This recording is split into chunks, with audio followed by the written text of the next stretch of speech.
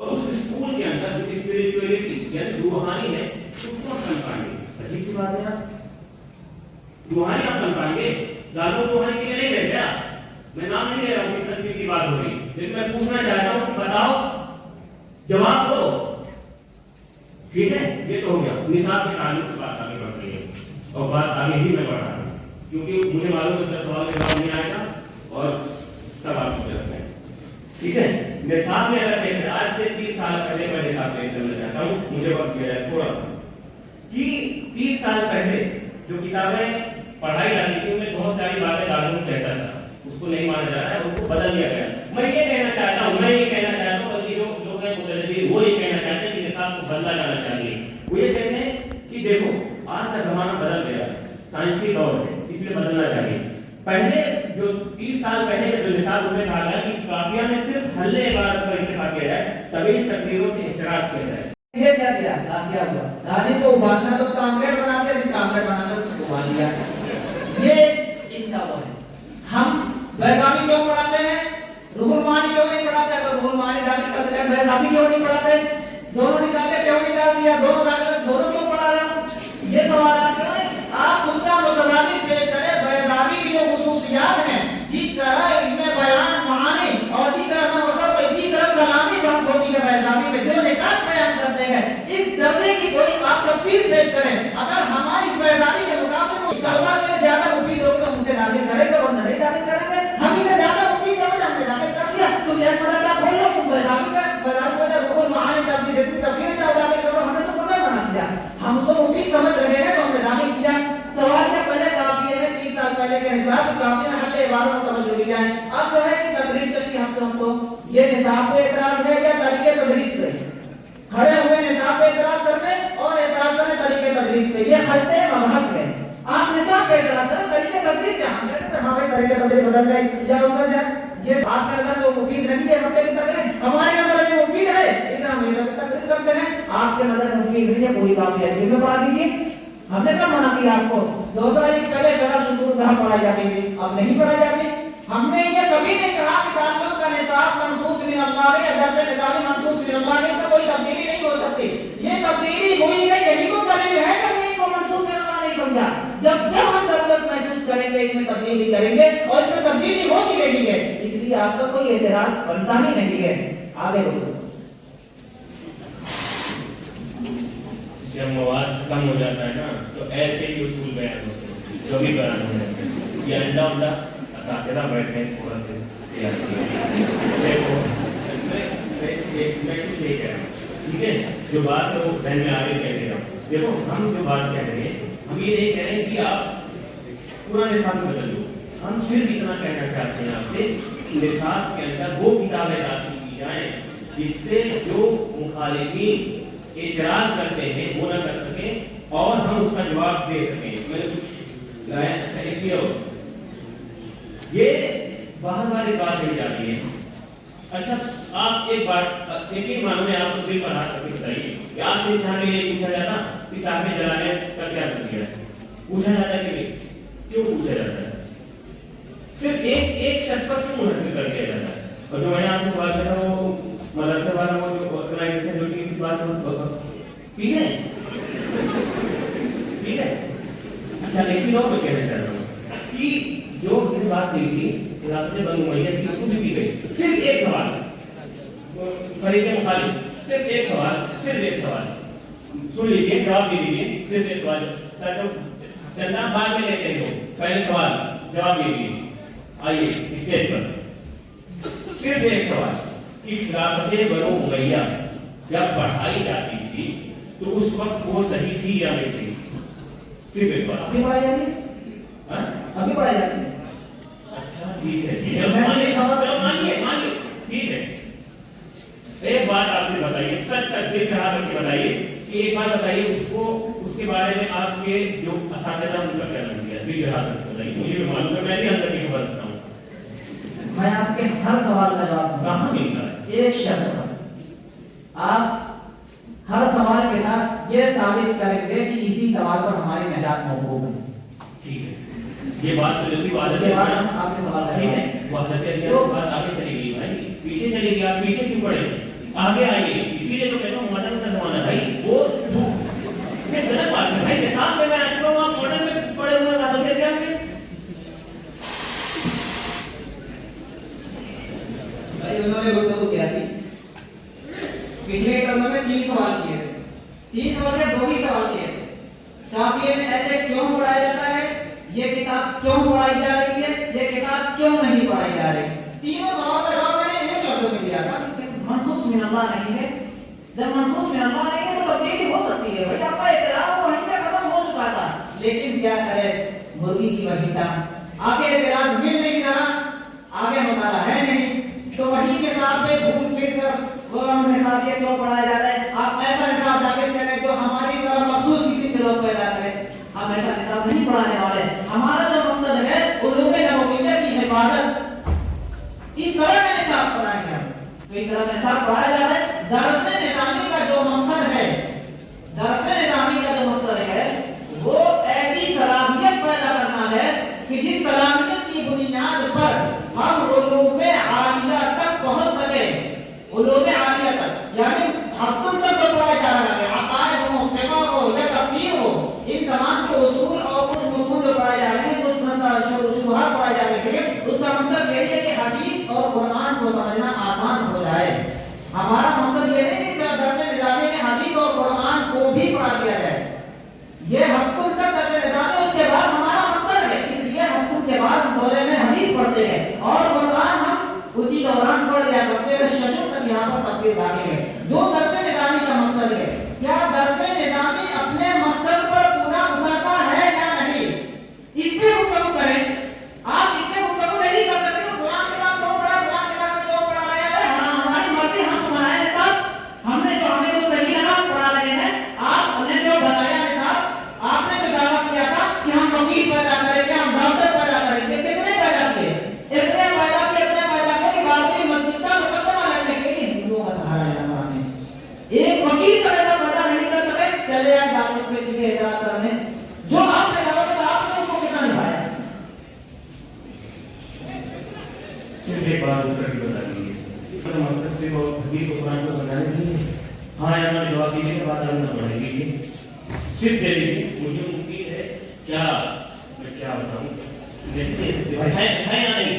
मैंने दर्स निज़ामी के मकसद पे गुफ्तगू की थी, दारुल के मकसद पे गुफ्तगू नहीं की। अच्छा ठीक है, दर्स निज़ामी पे भी सवाल है, जवाब दीजिए हाँ या नहीं। सिर्फ दर्स निज़ामी पे सवाल है कि क्या इसका मकसद सिर्फ हदीस को कुरान करना है, नहीं है, जवाब नहीं दे सकते, है या नहीं।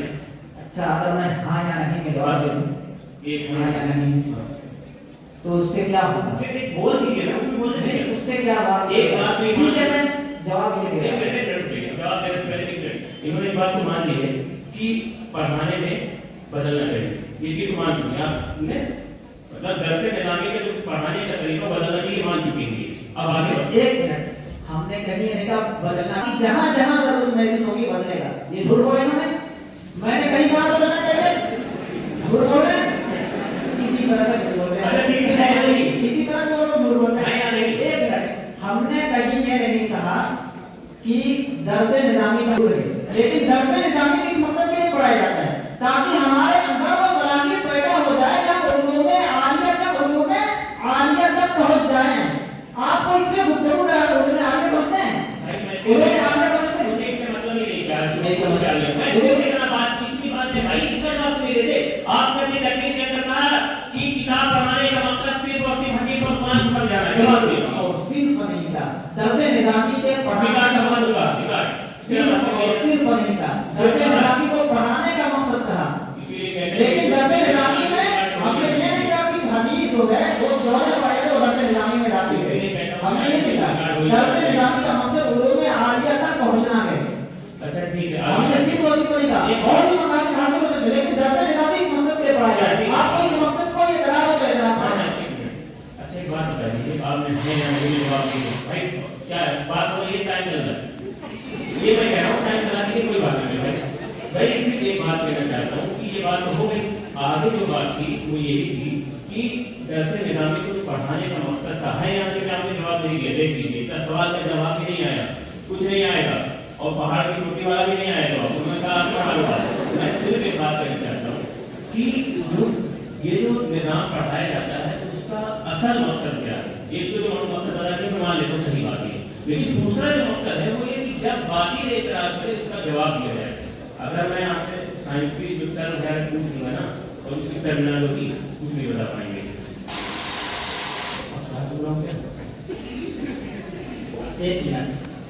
ایک منٹ ترجمان کا تشریح. بیضابی کو ہٹا کے روح المعانی داخل کرنے کو کیوں کہہ رہے ہیں آپ؟ نہیں آپ نے کیوں روح المعانی کا نام؟ بیضابی کو ہٹا کے کون سی تفسیر داخل کریں؟ ہاں کیوں داخل کریں بتائیں. ایک بات کر لیجیے, اس کی ایک بنیادی وجہ ہے. میں کہتا ہوں کسی بھی کتاب کو داخل کر لیجیے, لیکن ایک شرط نہیں. ہاں میں جواب دے رہا ہوں, میں جواب دینے کے لیے آیا ہوں اور وہی کرانے کے لیے آیا ہوں. یہ نہیں مانو گے میں نہیں بتا رہا. دیکھیں ہم صرف اور صرف یہ چاہتے ہیں کہ آج کے زمانے کے جو طالب علم ہیں ان کا قدر مضبوط نہیں ہے, تو صرف یہ چاہتے ہیں کوئی ایسی کوئی بھی کتاب آپ داخل کریں جس کے اندر تنویر بس کوئی بھی کتاب داخل کریں, کوئی بھی کتاب داخل کریں جس میں تنویر ہے. ڈائریکٹ تنویر نہیں ہے. اچھا تنویر کسے کہتے ہیں؟ ایک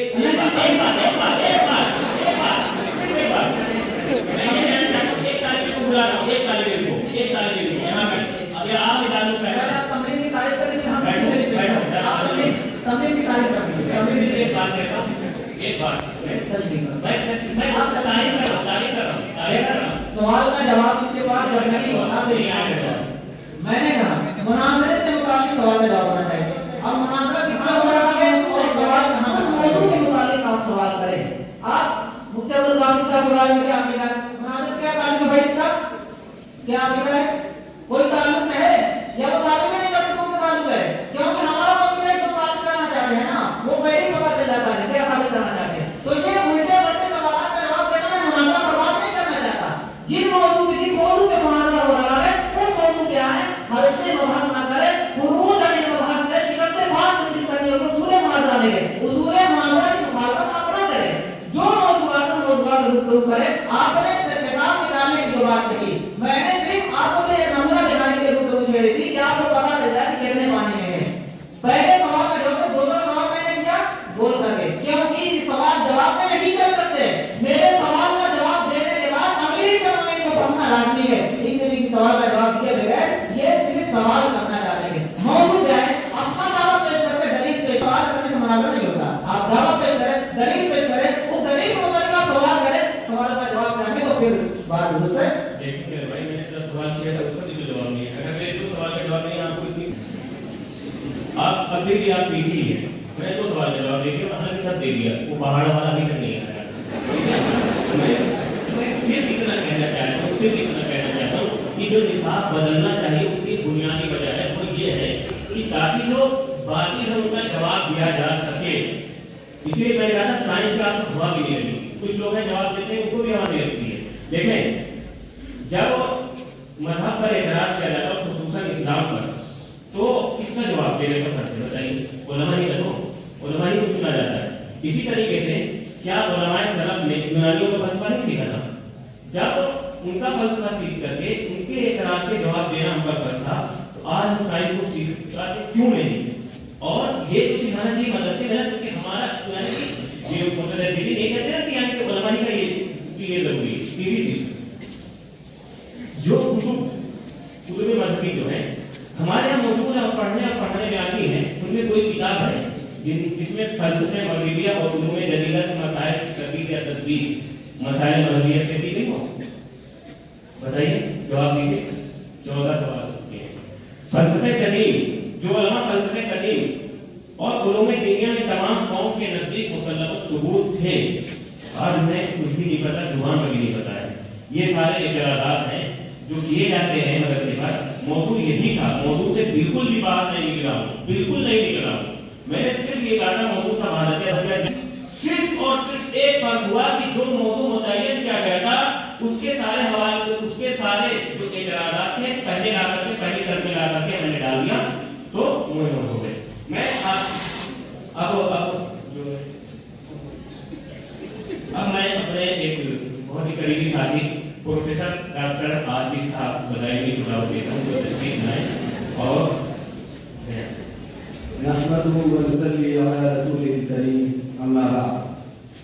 सबसे पहले तो मैं तर्जमान साहब को एक मशवरा देना चाहूंगा।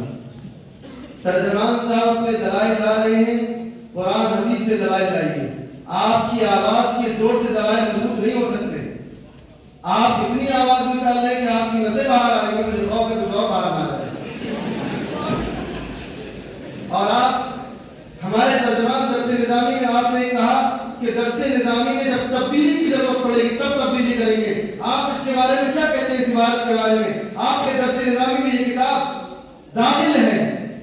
शाह साहब कहते हैं इदा ज़लम अलिया शिशकतुल बयान व अमनतु फी तमहीदिल क़वाइद गायत अल-इमान रुब्बमा अवजब अल-मक़ाम व नक़ूल बिमा लम यकुन बिही जुमूर अल-मुनाज़िरीन मिन अहल कलाम। मुझ पर जब जोर बयान होता है, शाह साहब कहते हैं, तो मैं एक ऐसी बात कहता हूं जो जुमूर मुनाज़िरीन में से यानी मुतकल्लिमीन में से किसी ने ऐसी बात न कही हो। और मिसाल क्या है? क़त्लिल्लाहि तआला फी मवाक़िल मादी बिस्सूइ वल अश्कार, यानी अल्लाह ताला अपने अस्कार और सुवर के साथ ज़ाहिर होगा। अगर आप तब्दीली करना चाहते हैं तो इसको भी तब्दील कीजिए। आपका ये अकीदा है या नहीं है, ये बताइए। अगर आपका ये अकीदा नहीं है तो इस इबारत को क्यों नहीं हटाते, इस किताब को क्यों नहीं हटाते? अगर तब्दीली की जरूरत है तो ये तब्दीली कीजिए।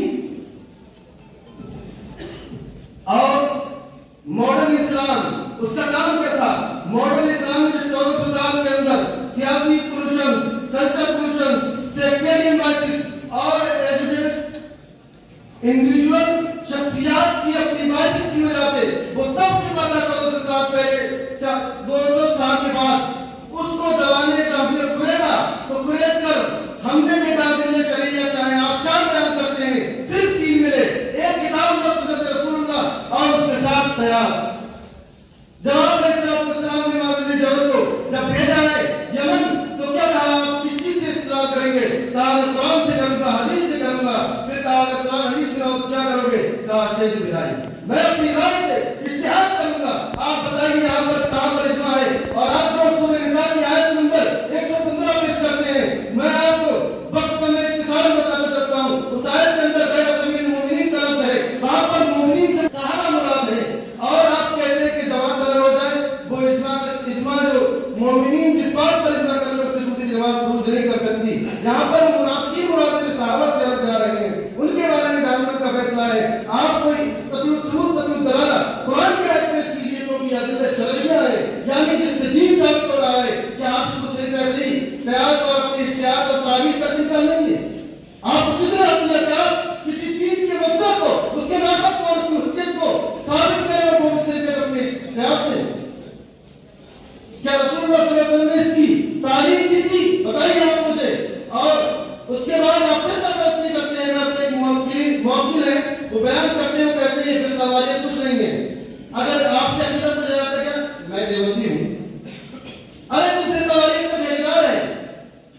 आप फिर फतवे देते हैं कि फला शिया हो गया, फला काफिर हो गया, फला ये किताबें लिखी है। मैं किताब को लाना भूल गया तो उसमें लिखा 3 जमातें जन्नत में जाएंगी।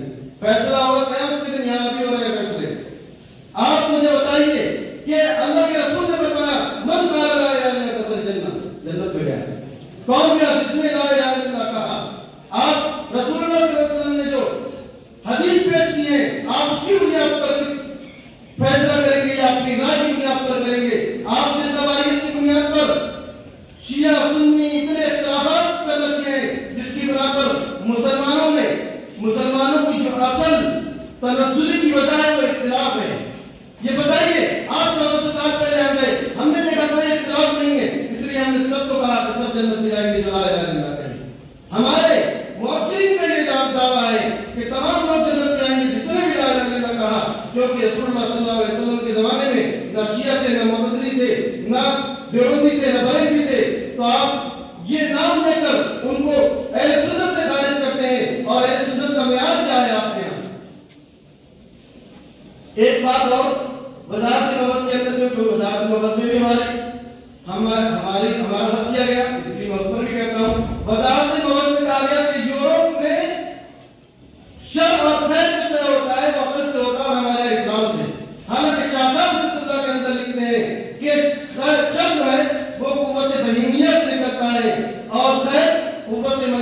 निकलता है, यहाँ से आपकी बात कहाँ है?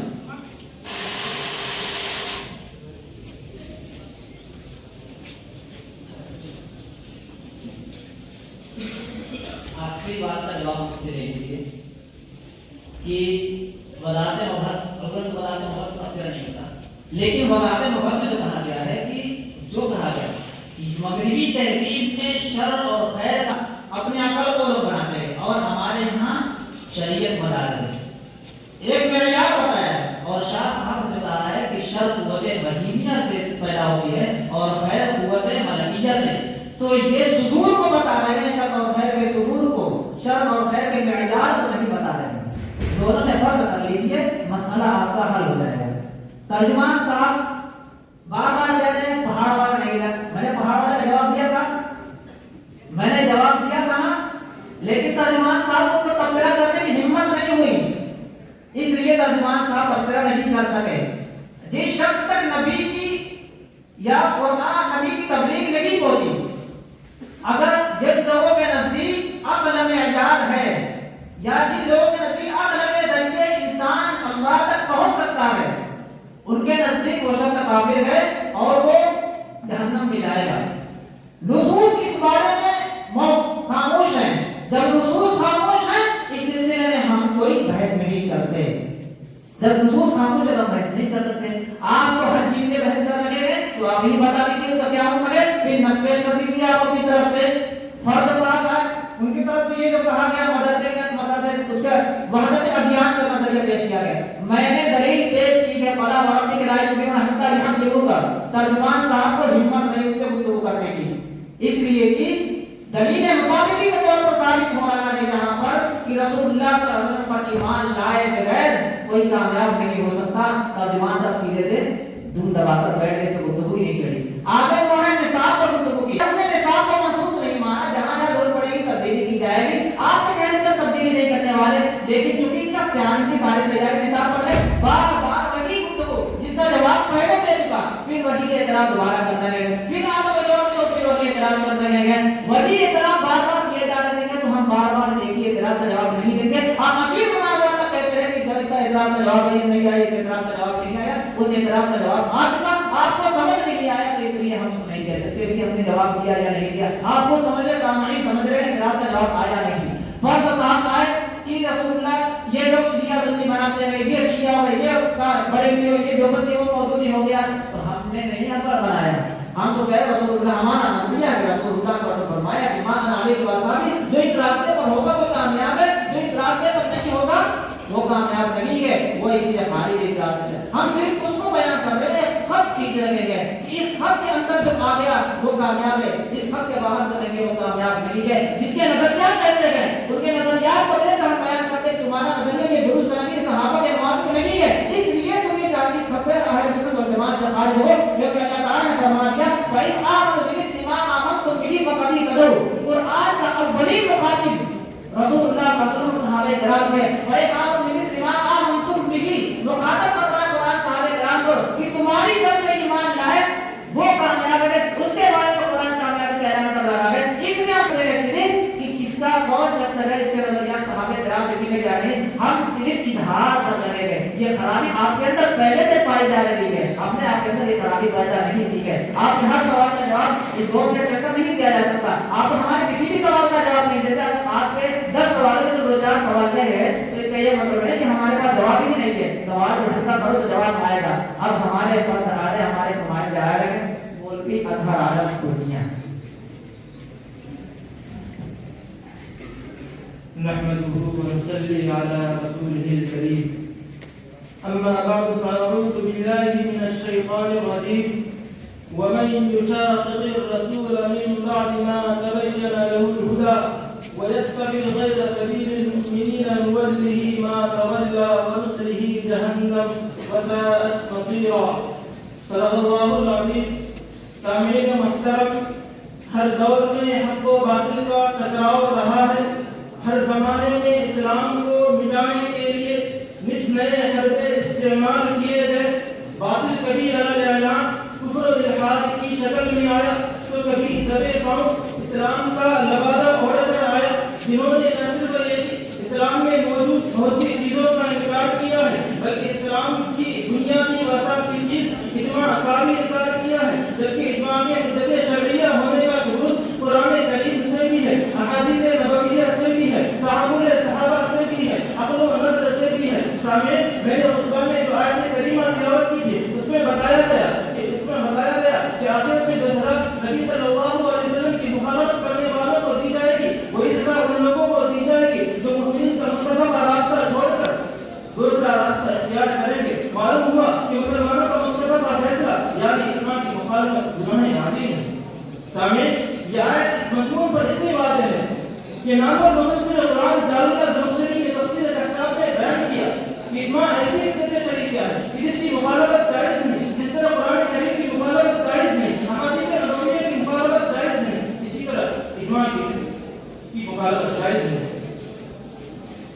इसी मजमून को हिंदुस्तान के दलील पर मुफस्सिर काजी मोहम्मद सलामुल्लाह पानसी ने इन अल्फाज में बयान किया है कि इजमा की मुखालफत हराम है, इसलिए कि अल्लाह तबारक व तआला ने सदा को पैगंबर की मुखालफत और गैर मुसलमानों के तरीके कार की इत्तिबा पर नफ़ी फरमाया है। सामीन, इस आयत से और मुफस्सिरीन की तफसीरी अक़वाल से ये बात बहुत से रोशन की तरह आया हो जाती है कि जिस तरह कुरान मजीद हुज्जत है, जिस तरह अहादीस नबविय्या हुज्जत है, उसी तरह इजमा भी हुज्जत है।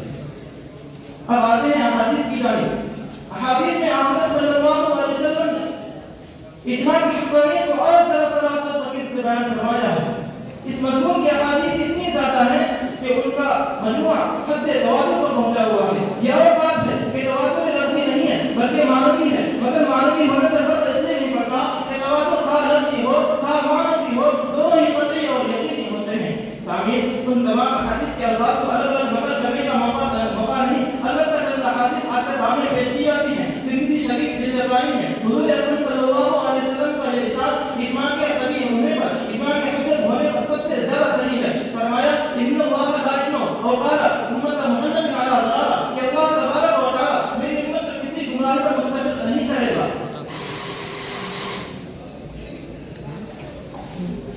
दोनों तर्जमान वक्त पास तैयार करके अब से अगर दोनों तर्जमानों में से कोई भी तर्जमान घंटी पर नहीं बैठेगा तो अवकाश का वक्त काट आधा घंटा हो। एक बार मैंने 4 सवाल किए, अभी जवाब नहीं है, आगे की बात की है। तदब्बुर फिल कुरान से क्या मुराद है? मैं इत्तिहाद में बेदर्दी हो सकती है या नहीं? अगर कुरान में सारी चीज़ों का हल है तो बैंकिंग सिस्टम, क्रेडिट कार्ड वगैरह की जो बात आती है उसका जवाब क्यों नहीं दिया? आपने नसीब तस्दीक करने का मुस्लिम कौन है? कुरान करीम में अल्लाह का खिताब किसको है? आयत में मुस्लिम को है या और एक बात। दूसरी बात, ये जो आप कह रहे हैं इमाम रहमतुल्लाह अलैहि बैठी है कि अगर कोई शख्स सिर्फ अल्लाह को मानता हो तो पढ़ता रहता है तो जन्नत में चला जाएगा, उनके बारे में क्या कीजिए आपका बताइएगा। इसीलिए तो मुतअद्दिदीन कहते हैं कि मुफस्सिरीन किराम जो है उनसे गलती हो सकती है और उन्होंने उस जमाने के एतबार से तफसीर की है। इस जमाने के एतबार से अगर कोई शख्स खड़ा होता है तफसीर करता है तो आपको क्या हर्ज है? इसीलिए मैंने पूछा था आपसे कि तफसीर की क्या उसूल है और तफसीर कौन कर सकता है? जवाब नहीं है। एक बात जल्दी खड़े हो जाइए, आप एक बार सिर्फ एक बार सही सही बताइए, बिल्कुल यहाँ नहीं। आपने कहा था कि बनो मैया नहीं निकाली गई, ये कहा था ना, मुझे जवाब आया और पूछ रहा है कि जो बनो मैया तो नहीं निकाली गई लेकिन उनकी जगह पे दूसरी किताब पढ़ाई जाती है। आप बताइए पूरे लोग बैठे हुए उन्होंने कहा था कि किताब में बनो मैया नहीं निकाली गई है, आप लोग गवाह रहिए। बनो मैया निकाली गई नहीं निकाली गई भाई तारीख में बनो मैया की जगह पढ़ाई जाती है, अगर के बाद में हसन साहब की बात को वेरीफाई किया जाए। बनो मैया निकाली गई, मैंने यही जवाब दिया था नहीं निकाली गई। भाई कौन सा जवाब नहीं आ रहा है निकाली गई? मैं सिर्फ इतना कहना चाहता हूँ इधर से देखो, इसमें अगर मैं दरख्वास्त कर दूँ हसन साहब कि इसको बता कर दिया है कि निकाली गई नहीं निकाली गई, क्या करेंगे?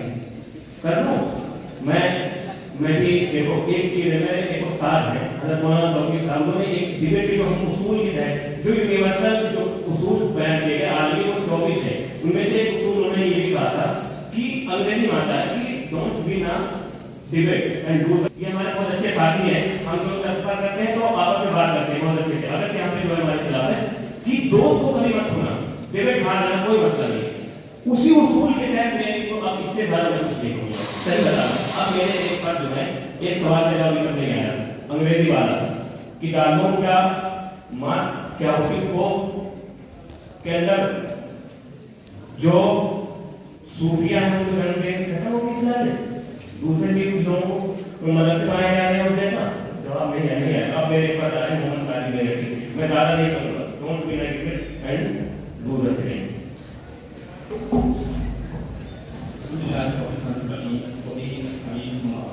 5 मिनट है इसलिए उसूलियात से ना जाते हुए असल मसला शुरू करते हैं। असल जो बात करनी है वो हुज्जियत हदीस बल्कि रद्द हुज्जियत हदीस की बात करनी है, लेकिन मुनकिरीन हदीस और मुफस्सिरीन का कहना ये है कि अहादीस का मकाम दीन में तारीफ का है, यानी अहादीस से तारीफी फायदे तो हासिल किए जा सकते हैं लेकिन अहादीस को दीन में हुज्जत नहीं बनाया जा सकता। और वजह इसलिए है कि अहादीस ज़नी है और दीन के ज़नी नहीं हो सकता, बल्कि दीन के लिए नबी और यकीनी होना जरूरी है। और हाँ जो ये लोग हैं ना ये लोग खुद भी अहादीस को ज़नी ही मानते हैं, अगर ये ज़बान से दावा करते हैं वो अलग बात دکھاؤں گا اخیر میں جاتے جاتے کہ یہ لوگ بھی احادیث کو نہیں ہی مانتے ہیں.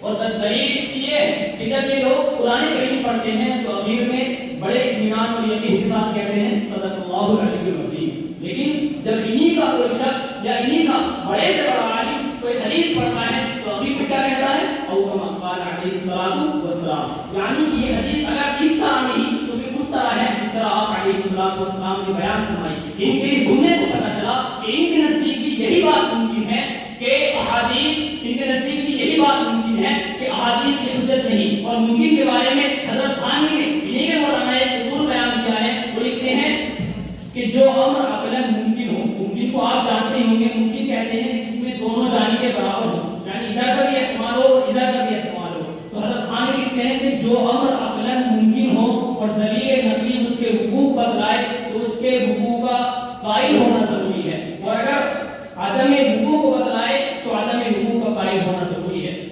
اب دیکھیے یہاں دیکھیے جو موجودہ پورا ذخیرہ احادیث ہے اس میں یہ احتمال ہے کہ اقوال رسول ہو بھی ہو سکتے, لہذا ممکن ہوا. اور جب ممکن ہوا تو اس میں ظن پیدا ہو گیا, اور جب ظن پیدا ہو گیا تو ہم دلیل نقلی یعنی قرآن کریم کی طرف دیکھتے ہیں تو قرآن کہتا ہے ان ظن لا یغنی من الحق شیئا, کہ ظن یہ حق کا فائدہ نہیں ہوتا. پتہ چلا کہ احادیث ظنی ہے, اور جب احادیث ظنی ہے تو اس کی حجت نہیں بنایا جا سکتا.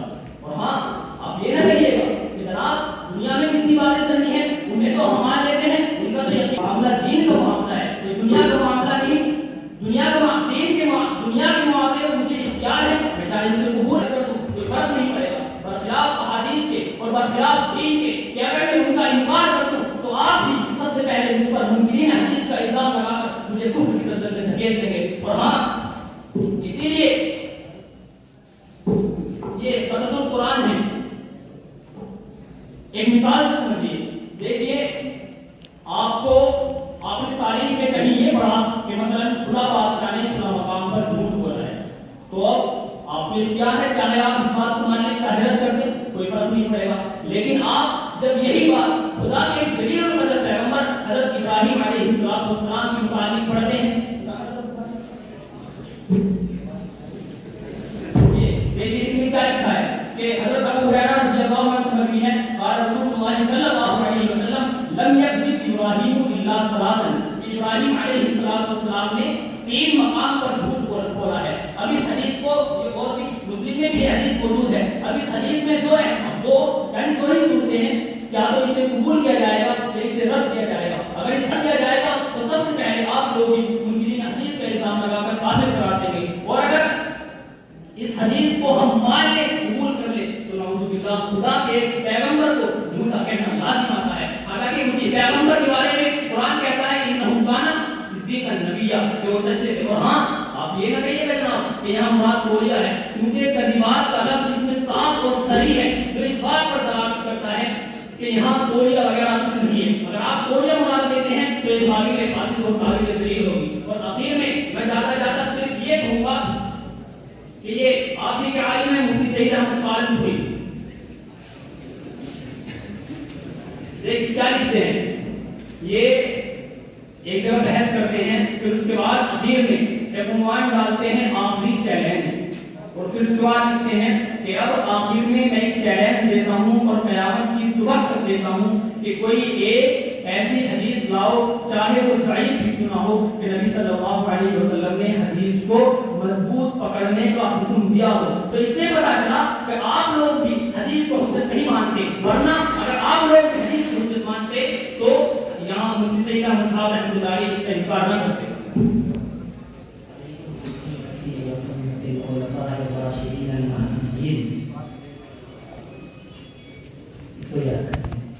ترجمان صاحب ایک اعتراض کیے تھے, اعتراض سمجھ میں آیا کسی کو کہ وہ پتہ نہیں کس کے بارے میں کہتے ہیں کہ دوسرا مدرسہ بنانے جا رہے ہیں کہ یہ پڑھانے جا رہے ہیں, ان کے بارے میں کیا عقیدہ کیا نظریہ.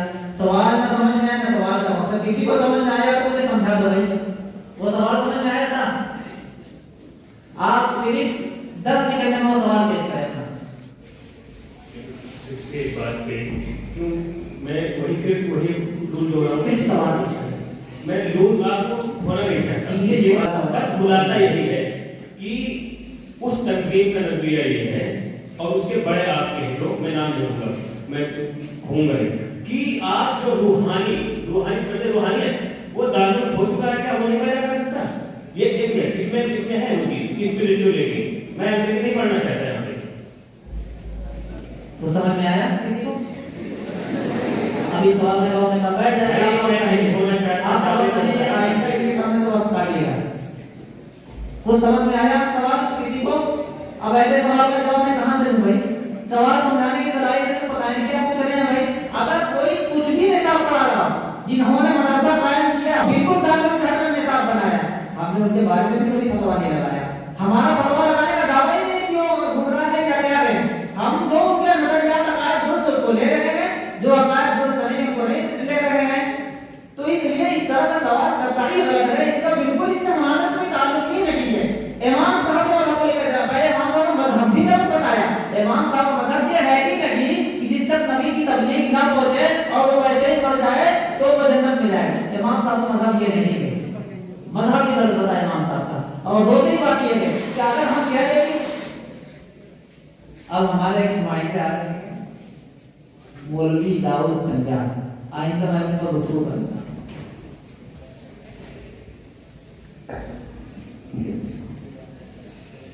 وبه نستعين أما بعد أعوذ بالله من الشيطان الرجيم بسم الله الرحمن الرحيم ما آتاكم الرسول فخذوه وما نهاكم عنه فانتهوا واتقوا الله. سامعین کرام بغیر کسی تمہید کی میں اپنی بات پیش کرتا ہوں. ادھر سے ایک فرد آئے تھے مولوی محمد طارق. انہوں نے شروع میں آتے ہی یہ دعویٰ کیا کہ اسلام کی بنیاد قطعیت پر ہے ذنیات پر نہیں ہے. سب سے پہلے اسی کو لے لیتے ہیں. اصل میں انہوں نے فروعیات کو اصولیات پر قیاس کیا ہے. یہ دعویٰ ان کا اتنا کمزور ہے کہ عقل رکھنے والا شخص یہ بات نہیں کہہ سکتا. اس لیے کہ اصول دین کا کیا مطلب ہے؟ جس پر دین کی بنیاد ہو. اگر دین کی بنیاد ذنیت پر رکھی جائے تو دین کی ذنی ہو جائے گا. رہی بات اس کی کہ فروعیات جو ہیں ان میں ذنیات ہوتے ہیں تو اس میں نقصان نہیں. اس لیے کہ فروعیات تو اصولیات کے تابع ہوتی ہیں. اچھا سب سے پہلے میں اس سے ایک سوال کرتا ہوں کہ آپ یہ کہتے ہیں کہ قبر والی ذنی اور ذنیت کا تمہارے یہاں اعتبار نہیں, تو آپ یہ بتائیے کہ آپ علیہ السلام کا یہ کہنا کہ یہ قرآن کریم اللہ کی کتاب ہے, بتائیے آپ ایک اکیلے شخص ہیں جو اس بات کی خبر دے رہے آپ علیہ السلام خبر واحد ہے نہیں, خبر واحد ذنی ہوتی اور ذنیت کا اعتبار ان کے یہاں آپ علیہ السلام نہیں تو قرآن کریم کی صورتوں کی اور آیتوں کی ترتیب بتائی. اس اعتبار سے تو جو اعتراضات ان کے احادیث پر ہوتے ہیں راویوں پر ہوتے ہیں وہی اعتراض قرآن کریم کے کاتبین پر اور قرآن کریم کی راویین پر ہونے چاہیے. وہی شکوک و شبہات ان پر پیدا ہونے چاہیے. اگر انہی شکوک و شبہات تم احادیث پر کرتے ہو تو اس طریقے سے تو قرآن کریم بھی ذنی ہو جائے گا اور قرآن کریم کی حجیت سے آپ کو ہاتھ اٹھانا پڑے گا. دوسری بات یہ ہے آپ کو یہ بتا دوں میں پہلے زن کیا چیز ہے. زن کلام عرب میں دو معنی پر مشتمل ہے. اور ایک بات اور بتاتا چلوں جو مولوی طارق صاحب آئے تھے انہوں نے عرب سے کوئی تیار کیا نہیں کی. میں نے باقی کی طرف سے جو مواد تیار کیا تھا انہوں سے لے کر آئے اور اسی کو انہوں نے رٹ کر بولا. آپ نے اندازہ لگا لیا ان کی تبلیغ کا. یہ فون کر کے بولے میں نے 800 صفحات کا مطالعہ کیا. 800 صفحات کا نہیں بلکہ وہ 8 صفحے جو میں نے دیے تھے وہ رٹ کر آئے اور اسی کو بول دیا. اچھا یہاں پر یہ کہتے ہیں کہ ذنیات کا اعتبار نہیں ہے. بھائی ذنیات کا اعتبار جب تم اپنے عام معاملات میں عام زندگی میں کرتے ہو تو دین کے اندر تو بدلنے والا ہونا چاہیے. آپ ایک ذنیت کے بغیر ایک قدم بھی آگے نہیں چل سکتے. آپ کا کاروبار جو ہوتا ہے آپ کی تجارت ہے وہ ذنیت پر ہے.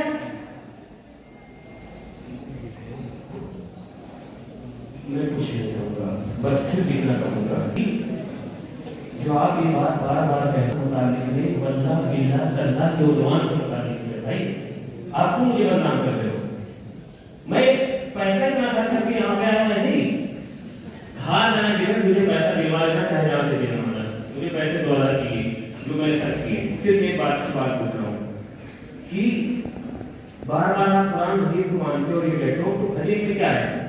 ایک سوال پوچھنا چاہتا ہوں، آ جائیے کہ حدیث میں سوال آپ نے کیا جگہ جانا نہیں پڑے گا، بہت مزہ آیا تھا کیا جگہ میں نا، صرف اتنا بتا دیجیے مسافت کے سوال کے تعلق سے حدیث کیا ہے وہ پڑھ دیجیے اگر آپ کو آتی ہو، نہیں آتی تو بات ہو تو مفہوم بتا دیجیے۔ ہم نے دعویٰ ہی نہیں دیا کہ ہر مسئلے پر حدیث چاہیے، نہیں کوئی بات نہیں، آپ صرف اتنا بتا دیجیے کہ اس کے تعلق سے کیا مسئلہ ہے۔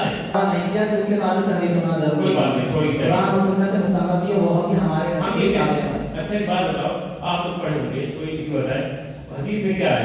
کہیں پہ آیا 48 نہیں آیا نا، کہیں نہیں آیا۔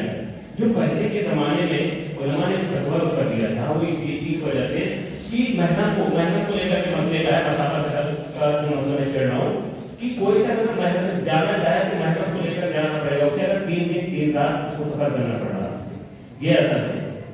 لیکن جو اس کے فقہاء نے انہوں نے کیا کیا 48 دن کی قید لگا دی کہ 48 دن ہونے چاہیے۔ جو حدیث میں آیا ہے وہ آیا 3 دن 3 رات۔ اب سوال یہ ہے صرف اتنا کہ اگر کوئی شخص جو قید آپ لگا رہے ہیں 48 دن سفر کرنے کی، کوئی شخص 1 گھنٹے میں وہ شخص سفر کر رہا ہے تو کیا وہ محرم کو یا وہ عورت کسی محرم مرد کو لے کر کے جائے گی یا نہیں؟ اور اگر لے کر کے جائے گی تو کیوں؟ حدیث سے تو یہ مستمد نہیں ہے بھائی، یہ نہیں مستمد۔ اس کا جواب ایک لائن میں کہا کہ قرآن بھی ایک شخص کے ذریعے سے خبرداری قرآن اتنے نیچے مت اترو گئے بھائی، اتنے نیچے مت اترو کہ قرآن کریم کو ایک شخص سے خبر دی تھی۔ یہ توازن طبقہ جسے کہا جاتا ہے اس کے طور پر ہم کو ملا ہے یا آپ کو ملا ہے، آپ یہ نہیں کہہ سکتے ملا ہے، ٹھیک ہے۔ اب ہمارے گھر آ رہے ہیں انصار عالم نبی،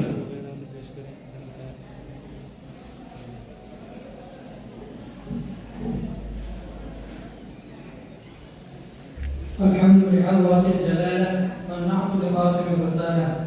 أعوذ بالله من الشيطان الرجيم. بسم الله الرحمن الرحيم.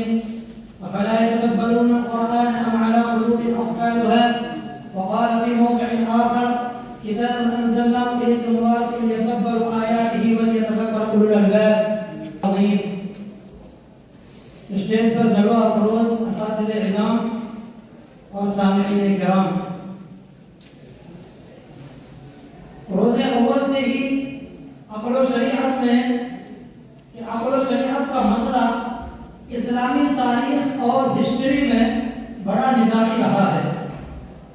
اس سلسلے میں 2 طبقے پائے جاتے ہیں۔ ایک طبقے کا ماننا یہ ہے کہ دین کے جملہ احکام اور جو دین سے متعلق جو جتنے بھی امور ہیں ان کا عقل اور حکمت سے ذرہ برابر تعلق نہیں ہے۔ جہاں تک مسئلہ رہا عقل ہو یا پھر حکمت ہو تو وہ در حقیقت ایک اضافی چیز ہے۔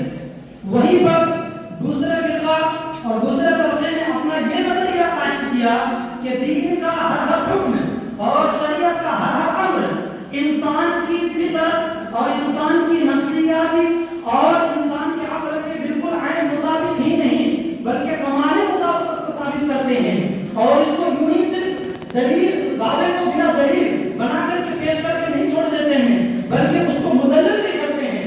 لیکن سب سے پہلے ہم اس چیز کو لے چلیں کہ انہوں نے یعنی اس فرق میں آج کے جو ماڈرن اسلامک اسکالرز ہیں اور انہوں نے یہ طبقہ کو ایجاد کیا کہ در حقیقت عقل معیار شریعت ہے اور یہ معقد شرع میں سے ایک شرع ہے جس کو بنیاد بنا کر کے قرآن کریم کی تفسیر اور توضیح کی جائے گی۔ یہ بنیاد کہاں سے آئی؟ ہم اس کی انہوں نے پس منظر دیکھتے ہیں تو انہوں نے دیکھا کہ آج کا دور ترقی یافتہ زمانہ ہے، آج کا دور ترقی یافتہ زمانہ ہے، سائنس اور ٹیکنالوجی بہت عروج پر جا چکا ہے۔ اس لیے انہوں نے دیکھا کہ اب کے زمانے میں دین کی دعوت دینا در حقیقت ایک بہت ہی بڑا چیلنج ہے جس کو کس طریقے سے ثابت کیا جائے۔ انہوں نے یہ طریقہ اپنایا کہ در حقیقت ہم یہ کہیں گے کہ بھائی دین اسلام اور جو شریعت مطہرہ ہے یہ در حقیقت عین فطرت انسانی ہے، یعنی عقل کے بالکل مطابق ہے۔ لہذا جب ہم یہ کہیں گے تو ایسی صورت میں سائنس کے اعتبار سے ہماری مذہب کی کوئی تردید نہیں ہو سکتی ہے۔ اب مسئلہ یہ رہا کہ بھائی جو 1400 سال جو تاریخ ہے بات کہی یہ جاتی ہے کہ بعض امور شرع ہوا ہے کہ جو عقل کے خلاف ہے، اس کا یہ کیا جواب دیتے ہیں؟ یہ جواب یہ دیتے ہیں کہ در حقیقت قرآن کریم کی آیت سورہ بنی اسرائیل صفحہ نمبر 15 صفحہ نمبر 9 کے اندر ہے وَمَا أُوتِيتُم مِّنَ الْعِلْمِ إِلَّا قَلِيلًا،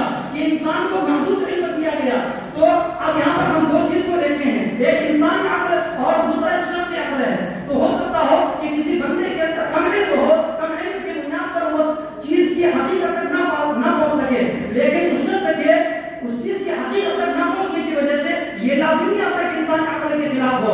لہٰذا آج کے زمانے میں ترقی کرتے جائیں وسائل اور عوامل کا اور بالکل بہتات ہو، ایسی صورت میں علم کی یقینی طور پر قدر ہوگی تو اس صورت میں اس چیز کی حقیقت تک پہنچا جا سکتا ہے. اور الحمدللہ ثم الحمدللہ آج کا زمانہ ترقی یافتہ ہے، ہر اعتبار سے ہر چیز مہیا ہے. تو ایسی صورت میں شریعت کے ہر حکم کو عقل کی کسوٹی میں پرکھا جائے گا اور اسی کے مطابق اس کو مقصود اور مطلوب بنایا جائے گا. اور مسئلہ یہ رہا کہ ہم اس جماعت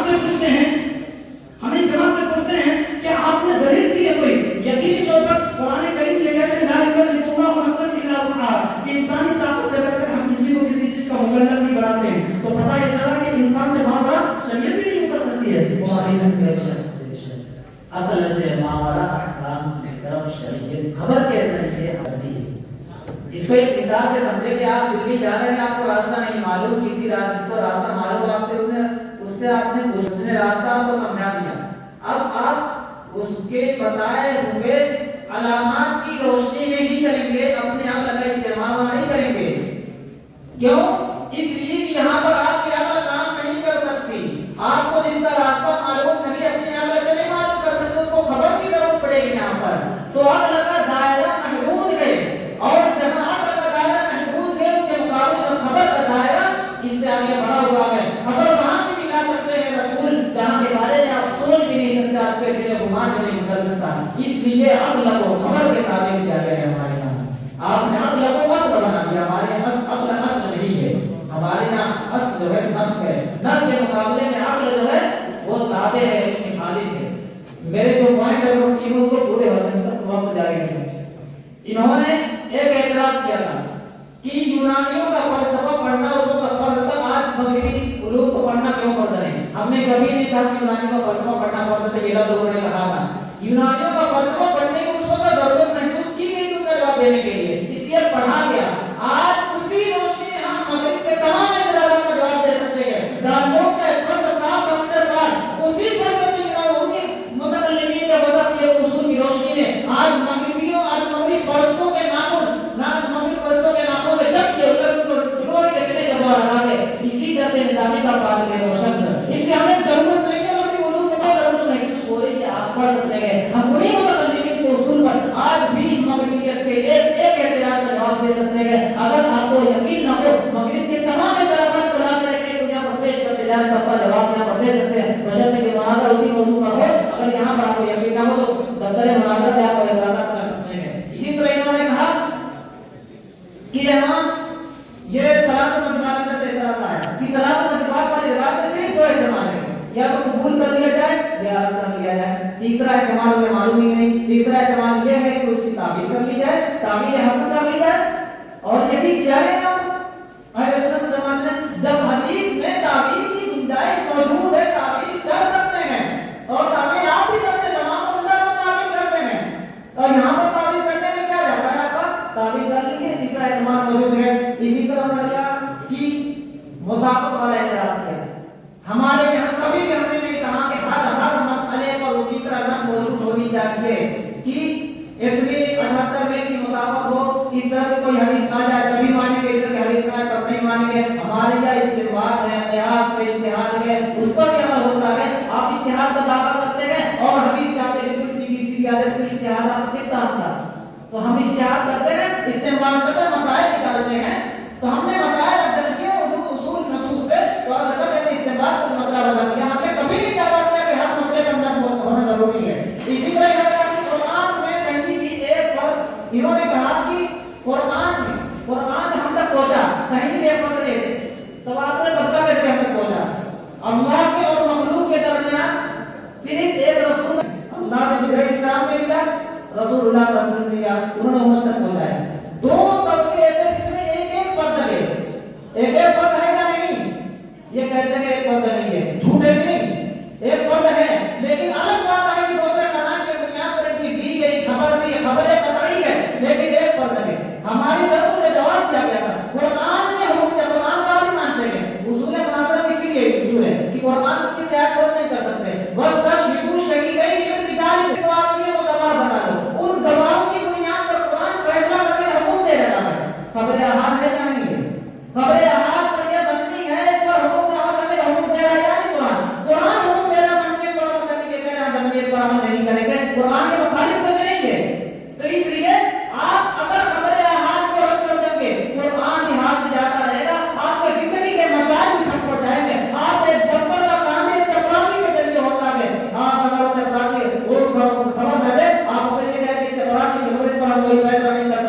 آپ ایک ایک برتن ایک ایک کام کے لیے سبوں کے پاس رہنے پڑیں گے، آپ کو پوری دنیا کا نظام منتخب کرنا جائے گا۔ اس لیے خبر واحد پر عمل کے بغیر دنیا کو کوئی چارہ کام ہے۔ شریعت کے حکم دے قرآن خبر واحد پر عمل کرنے کے، اور فطرت کی ہے، یہ فطرت کے بھی خلاف ہے اور شریعت کے بھی خلاف ہے۔ اسی طرح انہوں نے کہا کہ دلیل آپ لگا رہا ہے، میں ایک آخری پوائنٹ ہے اس لیے خود کو پوری کروں، اب لگا جا رہا ہے، انہوں نے کہا فطرت معاقد شریعت جا رہے ہیں، ہمارے پاس آ رہے جواب ہے۔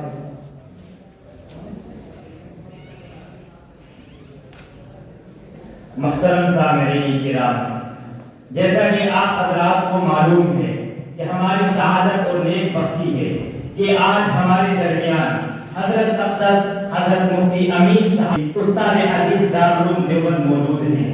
حضرت والا کو عذر ہے، حضرت والا کو درمیان مناظرے میں ہی جانا پڑ رہا ہے، لیکن قبل اس کے کہ حضرت والا مناظرے سے تشریف لے جائے، ہم تھوڑی دیر کے لیے حضرت والا کو زحمت دینا چاہیں گے کہ حضرت والا ہم سب کو نصیحت فرما کر شکریہ کا موقع عنایت فرمائے۔ اس لیے میں آواز دے رہا ہوں، دعوت دے رہا ہوں حضرت اقدس مفتی امین صاحب پالنپوری استاد دارالعلوم دیوبند کو۔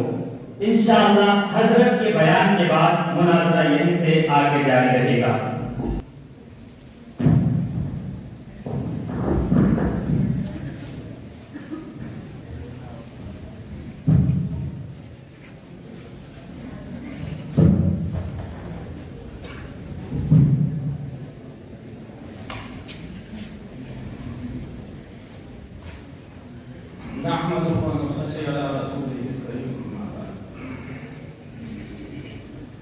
معزز اساتذہ کرام و عزیز طلبہ،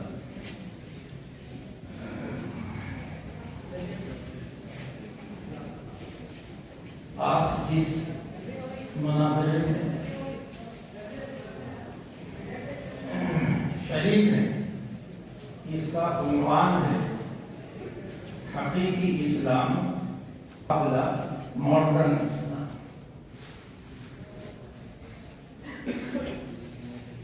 اس عنوان کا مطلب آپ لوگ سمجھتے ہیں، ایک طرف حقیقی اور اصلی ایمان، دوسری طرف جدید اسلام۔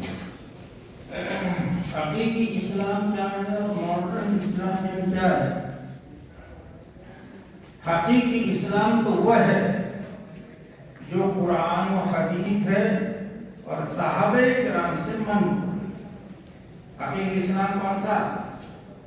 جو قرآن و حدیث سے تھا اور صحابہ کرام سے جو منقول، یعنی صحابہ کرام نے دین کی یہ صحیح اسلام ہے، یہ صحیح دین ہے۔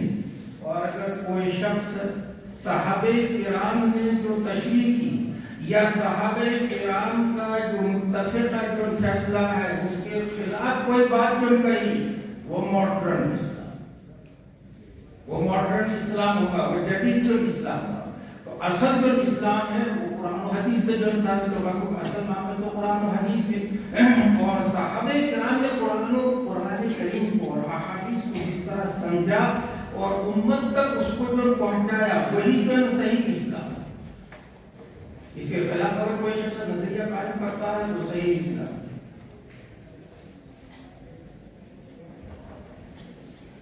قرآن کریم میں یہ مسئلہ صراحتاً بیان کیا گیا ہے، صراحتاً بیان کیا۔ قرآن کریم کی تمام آیتیں تو قطعی الثبوت ہیں، لیکن قطعی الدلالہ بہت سی آیتیں ہیں اور کچھ آیتیں ایسی ہیں جس میں تھوڑا سا ابہام ہے۔ تو یہ مسئلہ قرآن کریم میں اللہ تعالیٰ نے نہایت وضاحت کے ساتھ جو بیان کر دیا۔ اعوذ باللہ من الشیطان الرجیم، والسابقون الاولون من المہاجرین والانصار والذین اتبعوهم بإحسان رضی اللہ عنہم ورضوا عنہ وأعد لهم جنات تجری تحت الأنہار خالدین فیہا ابدا ذلک الفوز العظیم۔ اسلام کی طرف سب سے پہلے سبقت کرنے والے چاہے وہ مہاجرین ہو یا انصار، سابقون الاولون من المہاجرین والانصار، یہ کون ہے؟ صحابہ کرام۔ والسابقون الاولون من المہاجرین والانصار کا مصداق کون ہے؟ اس سلسلے میں مختلف رائے ہیں مفسرین کی، کچھ لوگ کچھ مفسرین کی رائے یہ ہے کہ فتح مکہ سے پہلے جو حضرات مسلمان ہوئے وہ اور فتح مکہ کے بعد جو مسلمان ہوئے ان کی اصلاح کی. لیکن ایک رائے یہ ہے ترجمہ شیخ الہند کے حاشیے میں رائے چلی کرتی ہے کہ اس سے مراد تمام صحابہ کرام، کیونکہ صحابہ کرام سب سے پہلے اسلام کی طرف جو سفر کرنے والے ہیں، ماں باپ دونوں کی طرف نظر کرتے ہوئے صحابہ کرام کی جماعت سب سے پہلے جو سفر کرنے والی ہے. تو ایک رائے کو راجہ ہے یہ ہے کہ والسابقون الاولون من المہاجرین والانصار سے مراد تمام صحابہ چاہے وہ مہاجرین ہوں یا انصار، یہ جنت میں جائیں گے ان سے خوش اور وہ اللہ سے خوش. رضی اللہ عنہم ورضوا عنہ کا خطاب اس کو دیا جا رہا ہے السابقون الاولون من المہاجرین والانصار. یہ تو پہلا طبقہ، یہ تو جنت میں جائے گا، ان کو تو گویا سند مل گئی، پروانہ مل گیا جنت کا. رضی اللہ عنہم ورضوا عنہ واعد لهم جنات تجری تحتها الانہار خالدین فیہا. اب اس کے بعد کون جائے گا؟ آپ میں سے ہم میں سے کون جائے گا؟ اسلام کا دور تو قیامت تک میں چلے گا نہیں چلے گا؟ اسلام تو ہمیشہ کا رہے گا جب تک قیامت نہیں رہے گی. اسلام اور مسلمان جو باقی جو رہیں گے، تو بعد کے مسلمانوں میں سے کون جنت میں جائے گا اور کس سے اللہ تعالیٰ خوش ہوں گے؟ یہ اللہ تعالیٰ تعالیٰ الذین اتبعوہم بإحسان، اور جنہوں نے ان کی اچھی طرح اتباع، اچھی طرح والذین اتبعوہم، ان کی ذریعے کدھر لٹاؤ گے؟ السابقون الاولون من المہاجرین والانصار کی طرف لوٹ رہے، یعنی ہم میں سے بعد کے مسلمانوں میں سے جو مہاجرین انصار سابقون الاولون کی جو اتباع کریں گے، پیروی کریں گے اچھے طریقے سے، یہ نہیں کہ کچھ جو بات لے لی اور کچھ بات جو چھوڑ دی، اچھے طریقے پر جو اتباع کی، اتباع کامل اتباع کی. والذین اتبعوہم بإحسان، تمام عقائد میں، تمام نظریات میں جنہوں نے صحابہ کرام کی جو اتباع کی، ان سے بھی اللہ کو رضی اللہ عنہ ورضوا عنہ وأعد لهم جنات تجری تحتها الانہار خالدین فیہا ابدا. اس لیے میرے عزیزو یہ بات یاد رکھو، حقیقی اسلام وہ ہے جو قرآن و حدیث سے ثابت ہے اور صحابہ کرام سے منقول ہے. صحابہ کرام کے جو نظریات ہیں، صحابہ کرام کے جو عقائد ہیں، وہی اصل دین ہے. یہ احکام فرعیہ جو چھوڑ اس میں تو جو اختلاف ہوتا رہتا ہے، لیکن دین اصل چیز کا نام، دین نام ہے عقائد کا، نظریات کا جو نام ہے دین. تو صحابہ کرام کے جو نظریات ہیں، صحابہ کرام کے جو عقائد ہیں، وہی اصل اسلام، وہ حقیقی جو اسلام. اور جس کے نظریہ صحابہ کرام کے نظریات کے خلاف تھوڑا سا اس میں اختلاف ہو جائے گا، وہ ماڈرن ہو جائے گا. کیونکہ قرآن کریم میں کیا کہا؟ الذین اتبعوہم بإحسان، جس نے اچھی طرح ان کی جو اتباع جو کی پیروی کی، وہی جنت کے مستحق ہیں. اللہ انہیں سے پوچھے یہ انحراف ہوگا صحابہ کرام کے طریقے سے، صحابہ کرام کے نظریات سے، صحابہ کرام کے عقائد سے ذرا سا بھی جو انحراف ہوگا وہ ماڈرن وہ جدید ہو جائے. یہ موضوع تو بڑا وسیع ہے، ان حضرات نے اتنا وسیع والی موضوع کو رکھ دیا کہ کسی ایک مسئلے پر گفتگو کرنا ہی مشکل. کوئی ایک مسئلہ نہیں، کوئی آ رہا، کوئی مسئلہ جو بیان کر رہا، کوئی دوسرا مسئلہ بیان کر رہا. کسی ایک مسئلے پر جو مناظرہ جو ہوتا ہے، میں سمجھتا ہوں کہ زیادہ جو چلتا رہتا ہے. ایک ہی مسئلہ میں آپ کے سامنے جو بیان کرنا، مثال کے طور پر یہ موضوع تو بہت وسیع ہے، لیکن سمجھانے کے لیے صرف میں نبی کریم صلی اللہ علیہ وسلم سے دو قسم کے معجزات کا ظہور ہوا. ایک بات یاد رکھنا، معجزہ ہو یا کرامت ہو، یہ نبی اور ولی کا فعل نہیں ہوتا ہے. معجزہ ہو یا کرامت یہ نبی اور ولی کا فعل نہیں ہوتا، بلکہ اللہ کا فعل ہوتا ہے، نبی اور ولی کے ہاتھ میں ظاہر. اس لیے نبی جب چاہے معجزات پیش نہیں کر سکتا، ولی جب چاہے کرامت ظاہر نہیں. اللہ تعالیٰ چاہیں گے تو کرامت ظاہر ہوگی، معجزہ ظاہر ہوگا. قرآن کریم میں مسئلہ بیان کیا گیا ہے وما رمیت اذ رمیت ولکن اللہ رمی. آپ نے ایک مٹھی مٹی جو ہے کفار کے لشکر کی طرف پھینکی تھی تو سب کی آنکھوں میں مٹی پہنچ گئی تھی پڑی.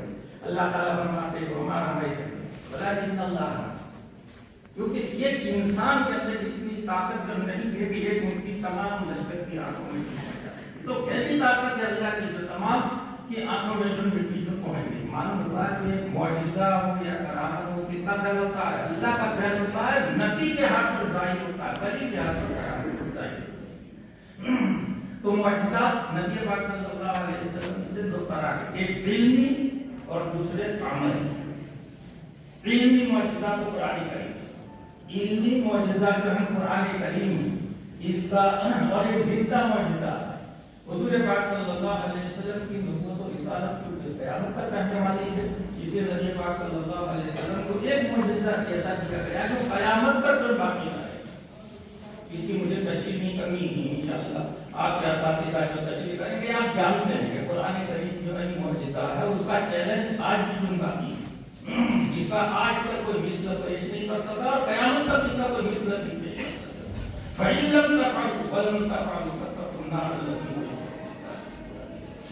نے ہاتھ رکھ دیا، اتنا پانی جو ہو گیا کہ پورے لشکر نے بتا تو آدمیوں نے جو ہے وضو کیا اور جو ہے سیراب جو ہے تو نبی پاک صلی اللہ علیہ وسلم کے عملی معجزات بہت ہیں. آپ نے مشکات کے اندر کتاب المعجزات جو پڑھی ہوگی کتنی لمبی ہے، ہر حدیث کی کتاب میں معجزات. یہ عملی جو معجزات نبی پاک صلی اللہ علیہ وسلم سے دو طرح کے معجزات جو ثابت ہوئے ہیں. علمی معجزات، علمی معجزات جو قرآن کریم ہے، اور عملی معجزات جو پاک صلی اللہ علیہ وسلم سے شاہی ہو رہے ہیں. معجزات کی جو حدیث ہے بلکہ بخاری نے لکھا ہے کہ نبی پاک صلی اللہ علیہ وسلم سے معجزات کا ظہور حد تواتر کو مانتا ہوا ہے.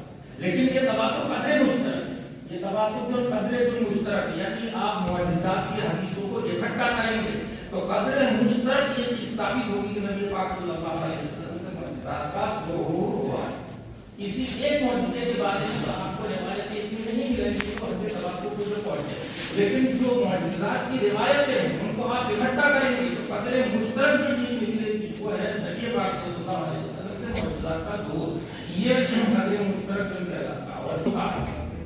اور اگر نبی پاک صلی اللہ علیہ وسلم سے دونوں قسم کا ظہور، دونوں قسم کی معجزات، یہ صحابہ کرام کی رائے ہے، یہی اہل سنت والجماعت کی رائے ہے، یہی علماء دیوبند ہے. انبیاء کرام کو جو یہاں سے نبی پاک صلی اللہ علیہ وسلم سے بحث ہو رہی ہے، نبی پاک صلی اللہ علیہ وسلم سے علمی معجزات کو ثابت قرآن کریم، لیکن عملی معجزات صحابہ کرام کا اور اہل سنت والجماعت کا کیا مسئلہ ہے بتاؤ؟ معجزات دونوں طرح کے جو ثابت ہو رہے جو ہیں، علمی معجزات اور عملی معجزات. آپ صلی اللہ علیہ وسلم سے بہت زیادہ جلتا ہے. ابھی محمد کے خلاف والد کیا کہتے ہیں؟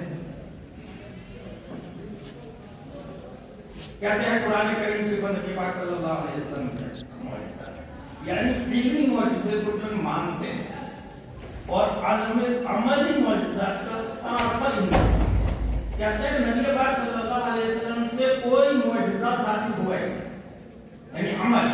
قرآن کریم کو وہ معجزہ مانتے ہیں اور عملی معجزات کا انکار کرتے ہیں. بتلاؤ یہ صحابہ کرام کا مسلک ہے، نظریہ ہے؟ نہیں. صحابہ کرام کا نظریہ اور تمام اہل سنت والجماعت کا یہ نظریہ ہے کہ صاحب حضور پاک صلی اللہ علیہ وسلم سے بے شمار عملی معجزات کا علم ثبوت ہوا. لیکن جدید اسلام کے جو حامی، جدید اسلام کے جو ترجمان ہیں، وہ چاہے کتنے بھی جو بڑے ہوں، کتنے بھی قدار ہوں، لیکن وہ یہ کہتے ہیں کہ عملی معجزات ثابت ہو. آپ کو اصل میں کتاب دی گئی تھی، کتاب کے موقع پر پیغمبر انقلاب آپ نے وہ پڑھی، عبید بن خان کی ہے. اس کتاب کے صفحہ 251 کی آخری سطر اور صفحہ 252 کی پہلی سطر میں لکھا ہے، پکڑا رہے گا. 251 کی آخری سطر جناب جو لکھتے ہیں کہ کفار کے متعلق कुफार के मुताले और नबी की ख्वाहिश के बावजूद उनको फौकल फिक्री मौजूद नहीं है। यानी साहब उनको जो साहबा का जो बयान जो चल रहा है क्या लिखा है, कुफार के मुताले और नबी के ख्वाहिश के बावजूद उनको फौकल फिक्री मौजूद नहीं। यानी कुरान के मौजूद का इकरार जो करते हैं देखा कि आगे की फौकल फिक्री ये रहता है उनके फौकल फिक्री मौजूद नहीं है, इनका तर्बिया नहीं करती।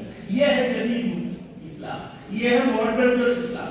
तो मेरे अजीजों आज इन्हीं किस्म की किताबें मिलती हैं बाजार के अंदर और अब तो इंटरनेट का जो जमाना है आप हर वक्त मोबाइल में घुसे पड़े रहते हैं।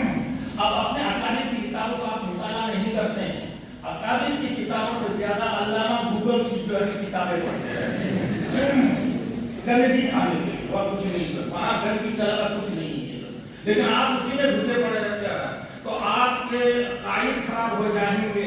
खुदा के वास्ते अपने अकादमी की किताबों को पढ़ो, अपने असातिज़ा से जो ताल्लुक जो कायम करो। अब तालिब इल्म उस्ताद के पास बिल्कुल जाता ही नहीं, वो समझता है कि मैं तो अल्लाह का घर पे जागीरदार हूँ, मुझे किसी और के पास जाने की क्या जरूरत है। तो मेरे अजीजों ये तुम्हें गंदगी जो खिला रहा है और तुम्हारे नजरिया को जो खराब जो कर रहा है, तुम्हारे अमल की वजह से जो खराब हो रहे हैं।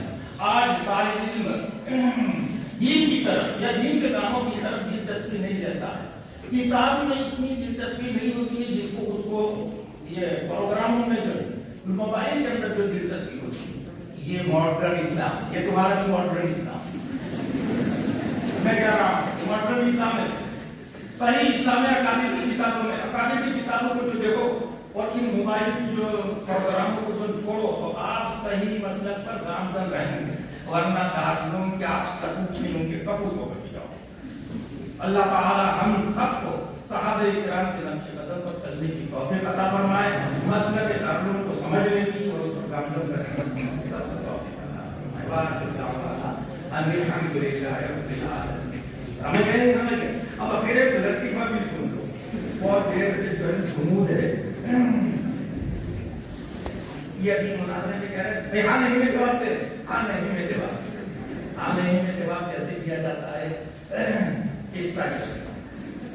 हमारे तालिबों के ज़माने में एक मुनाज़रा हुआ बॉम्बे भिवंडी का जबरदस्त मुनाज़रा था इम्कान कज़ीब पर।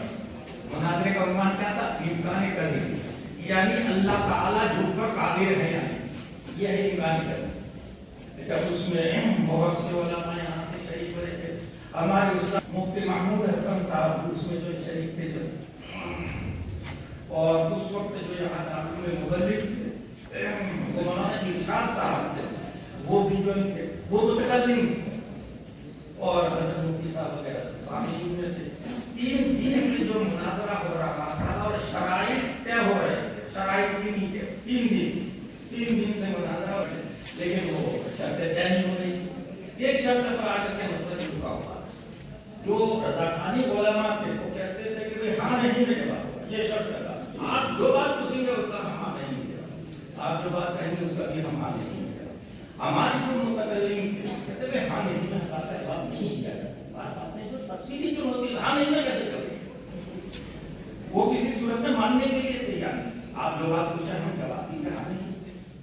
मुफ्ती साहब ने देखा कि बहुत देर हो गई, इसके बाद तय नहीं हो रही, मुफ्ती साहब की वजह से बड़ी खराब वो खड़े हुए मौलाना इरशाद को उठाया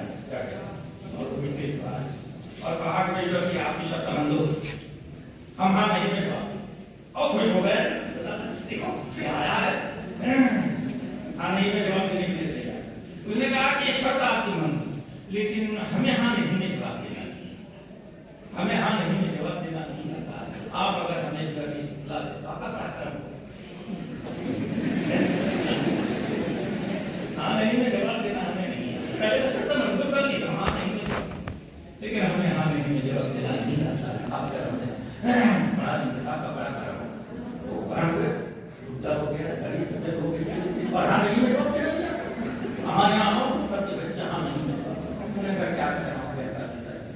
हमें ये सबक नहीं सिखला है, अगर आप ये सबक हमें तो सिखला देंगे तो मैं आपको शुक्रिया अदा करूँ। अगर आप जो बिना में आने नहीं کھانا اب حضرت نے پوچھا روٹی کھا سکتے ہو؟ ہاں ہاں. گوشت کھا سکتے ہو؟ ہاں ہاں. جلیبی کھا سکتے ہو؟ ہاں ہاں. لڈو کھا سکتے ہو؟ ہاں ہاں. سب جو بہت دیر تک 5 منٹ تک بھوکا سکتے ہو؟ اپنی ماں سے زنا کر سکتے ہو؟ اپنی بیٹی سے زنا کر سکتے ہو؟ اپنی بہن سے زنا کر سکتے ہو؟ اللہ کوئی جواب نہیں. اب حضرت ایسی ہی باتیں بھوکا سکتا ہے. جب حضرت نے قسم کی بہت ساری باتیں ذکر کی تو غصے ہو گیا تھا. تم نے اس پر میں کیا کرتا ہے؟ حضرت کے بعد کہتا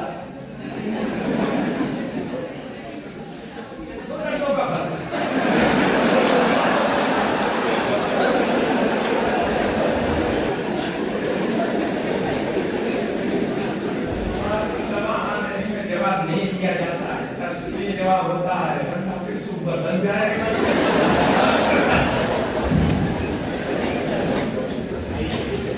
جزاک اللہ احسن الجزاء.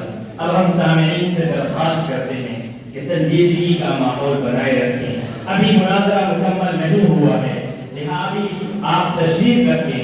مناظرہ باقی ہے. حضرات اساتذہ کرام بھی یہاں موجود ہیں, ان کا بھی خطاب ہونا ہے. اس لیے تمام سامعین سے میں انتہائی ادب کے ساتھ درخواست کرتا ہوں کہ وہ آخر مناظرے تک تشریف رکھیں. ہم میں ترجمان اہل حق کو مکلف بناتا ہوں کہ وہ مناظرہ آگے جاری کروائیں. اب میں آ رہے ہیں مولوی محمد عامر مولوی. بسم اللہ الرحمن الرحیم. یہ فرض آئے تھے اور اقوام نقل کی بات کرتے چلے گئے. حالانکہ اگر حقیقت میں دیکھا جائے تو ابھی عمل کے انتباہ حاصل نہیں. ترجمان صاحب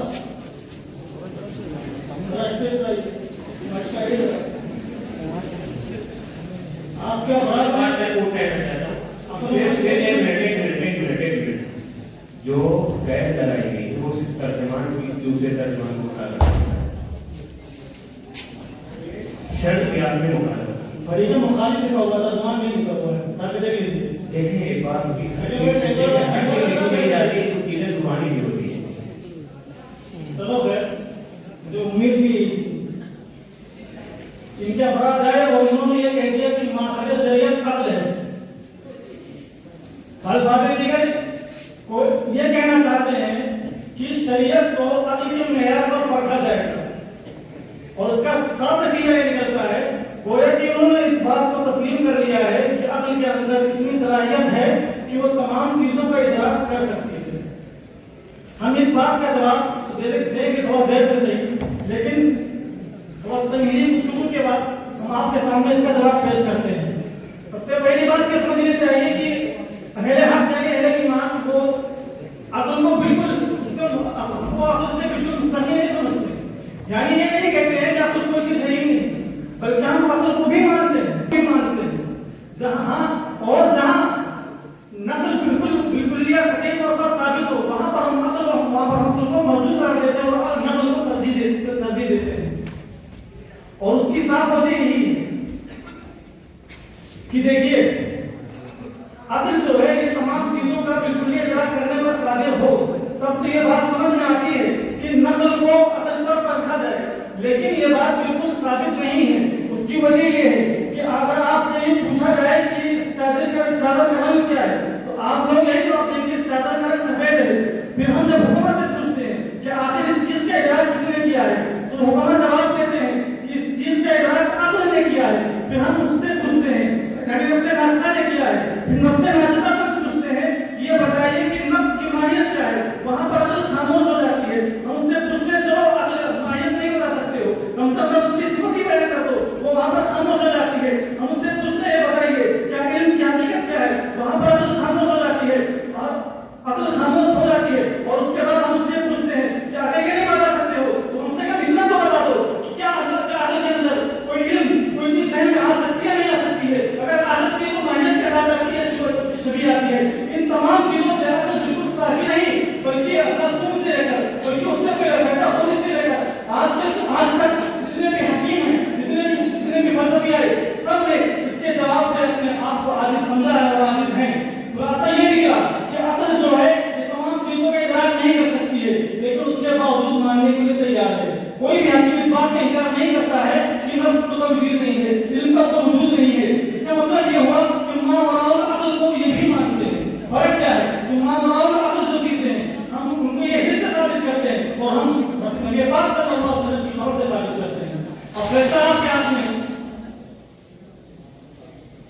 ایک بات میں کہنا چاہتا ہوں، یہ بھائی جب میں ذاتیات کا اظہار نہیں کرتا، لیکن یہ بھائی ہمیں اظہار کرنا چاہتے تھے جب کی بات کر رہے ہیں، جنہیں فرد اور افراد کا نہیں پتا، ان کے ترجمہ تو بھیج نہیں پا رہے ہیں، یہ ہمیں دینے تھے منہ بولتا گیا، مناظرہ بڑھ گیا، کا کہنا پڑا کہ آگے چلو، اور یہ ہم نے ہمارے ساتھ غلط بات ہے، ٹھیک ہے نا؟ ایک بات کہہ رہے تھے 7 سمندر سے پار کر چکنا دبا رہا ہے، کم سے کم صحیح سے معلوم کر لیتے، جب سائنس کی ٹرمینالوجی کی بات آئی نا وہاں وہ بھی موئی کر گئے تھے اور بتا نہیں تھا، سامنے والے نے بتایا کہ سائنس کی ٹرمینالوجی یہ ہوتی ہے، آپ کہاں ہیں؟ اتنے بڑے مناظرے میں بیٹھے ہیں، میں دیکھو بات نہ کرو، بات آگے نہیں مت کر لوں گی، ٹھیک ہے؟ انہوں نے سائنس کی اصطلاح غلطی کی، اگر کوئی سینسیٹیو آدمی کو ہوتا فوراً کہتے تھے آپ کو معلوم نہیں ہم سے مناظرہ نہیں کیے، آپ مت کہیے گا۔ تیسری بات، آپ کہہ رہے ہیں قرآن میں میری بچیز کے ذریعے ہے، میں پھر کہتا ہوں بینکنگ سسٹم کے بارے میں قرآن کا بتا دیں، جواب وہ ہے کتاب میں تو دو، اور یہ بات ہم نے کبھی نہیں کی تھی، بات کی یونانی جو فلسفہ ہے اس کو سیکھنا فرض ہے، اس کو ہم نے کہا تھا کہ جواب دینے کے لیے سیکھنا ضروری ہے، آج کے اگر ضروری ہے کہ آپ کا سارے کو جواب دینا سیکھیے۔ اور ایک بات اور، آپ اشتہار سے دعویٰ کرتے ہیں لیکن مسائل نہیں ہوگی، ایک ہمارے ساتھی آئے تھے اور انہوں نے کہا تھا کہ اشتہار سے نہیں ہوا، اجماع نہیں ہوا، آپ نے کہا کہ امت کے اندر بتانا ٹھیک کیا حدیث بھی نہیں سمجھتی، یقین مانگے آگے تک میں آ کر کے میں اپنے فرض کو کہنا چاہتا ہوں، وہ ٹائم ابو شامہ مووی کو آئے اور بات کریں اور میرا ٹائم دیں۔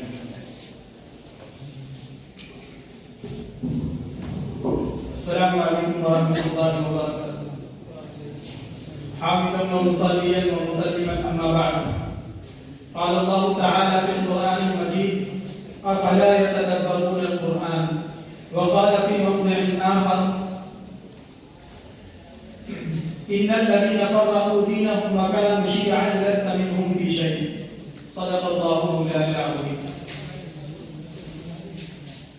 سب سے پہلے تو ترجمان صاحب کے 2 جملے نقل کر دیتا ہوں، آخر محسوس ہو جائیں ان سے۔ کون سے ایسے جواب ہیں جن پر نجات موقوف ہے؟ کون سے ایسے جواب ہیں جن پر نجات موقوف ہے؟ آج کے مناظرے میں کتنے ایسے جواب ہیں جن پر نجات موقوف ہے؟ ذرا بتا دیجیے کھڑے ہو کر۔ ایک بھی ایسے جواب آپ نہیں شمار کرا سکتے جن پر نجات موقوف ہو۔ جب مواد ختم ہو جاتا ہے کسی طرح کے آدمی واضح کرتا ہے۔ دوسرا یہ کہا ہے جملہ، میں اگر اس کا جواب دے دوں تو کیا ہو جائے گا؟ بھائی مناظرہ اگر آپ صحیح جواب دے دیں گے تو ہار جائے گا سامنے والا، اور نہیں جواب دے پائیں گے تو پھر اپنی ہار مان جائیں گے، یہ ہوگا۔ اور ایک سوال جو شروع میں کیا گیا اس کا جواب ابھی تک انہوں نے نہیں دیا، اور آخر مناظرے تک دے ہی نہیں سکتے ان کے پاس اس کا جواب ہی نہیں ہے۔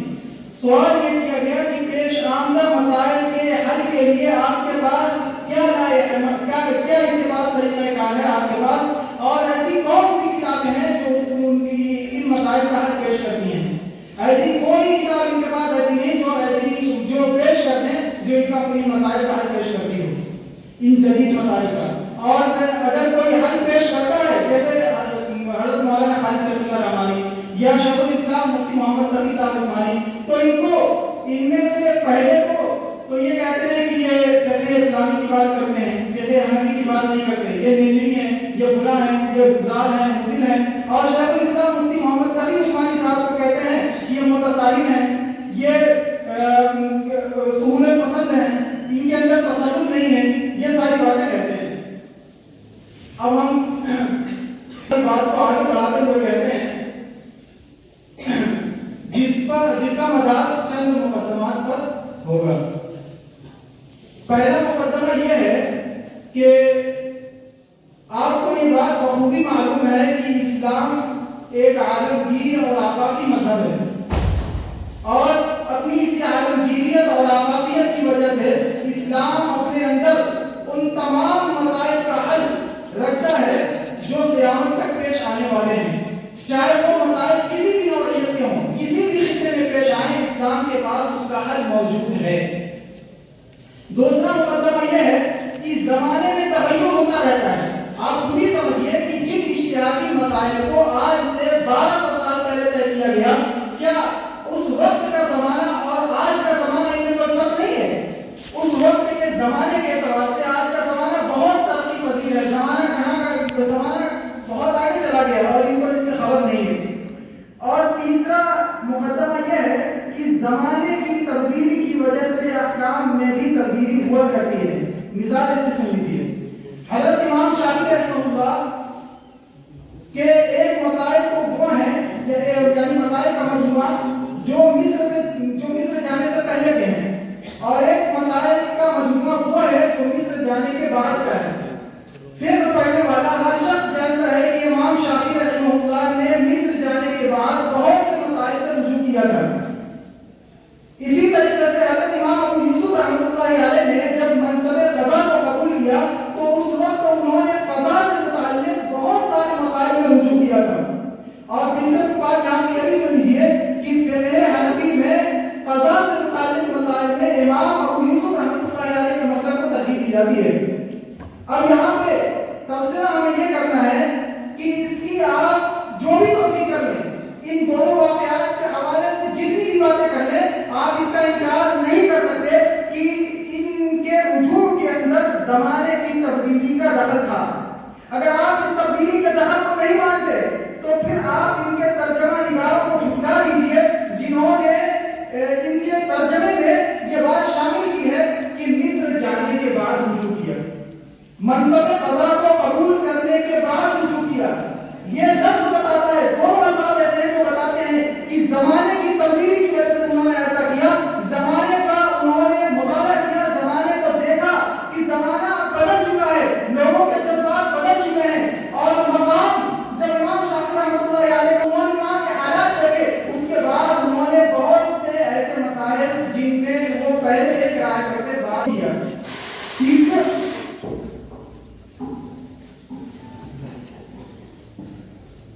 کبھی علم میں توجہ اور تبدیلی مسائل سے رجوع کی وجہ سے ایک آدمی کے پاس اس مسئلے پر دوسری دلیل تھی, اس دلیل کی بنیاد پر کوئی مسئلہ بنایا, مکمل کیا, بعد میں کوئی اور دلیل کی نماز سامنے آ گئی تو اس دلیل کی بنیاد پر اسے رجوع کر کے دوسرا مسئلہ اختیار کیا.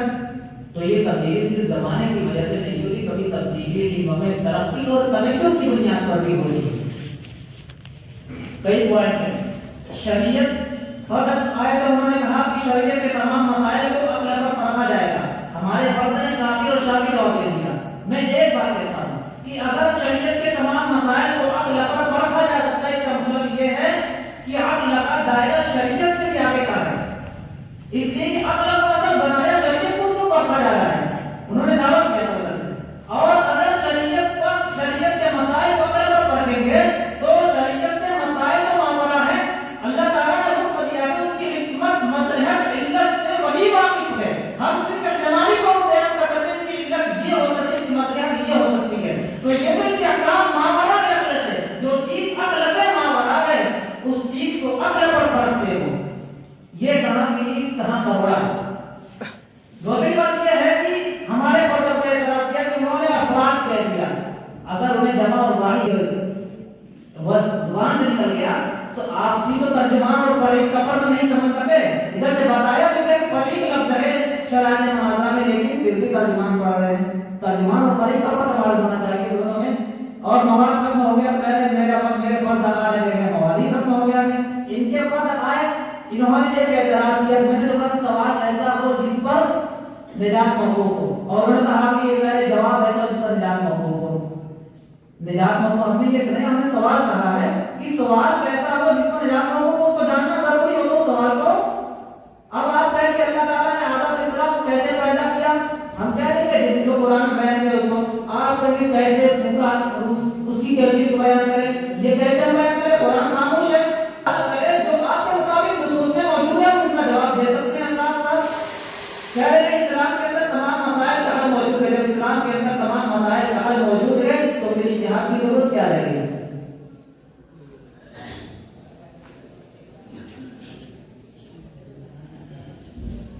الحمد لله والصلاة على نبيه أما بعد.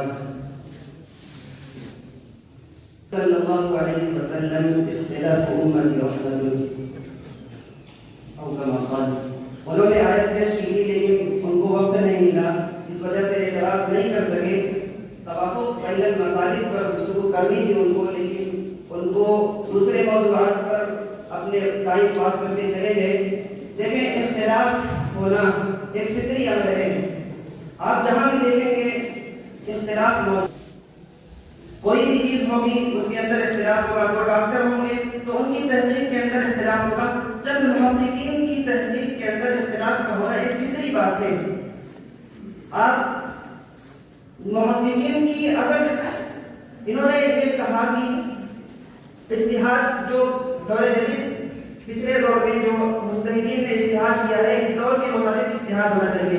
بھائی اس کی ضرورت کیا ہے؟ پہلے آپ اس کی ضرورت بتائیں پھر اس پر بات ہوگی. اور دوسری چیز انہوں نے اس دور کے جو علماء تھے ان کے اندر علم کا فراست کی، ذہانت کی، بغاوت کی، ان کے اندر تقویٰ تھا.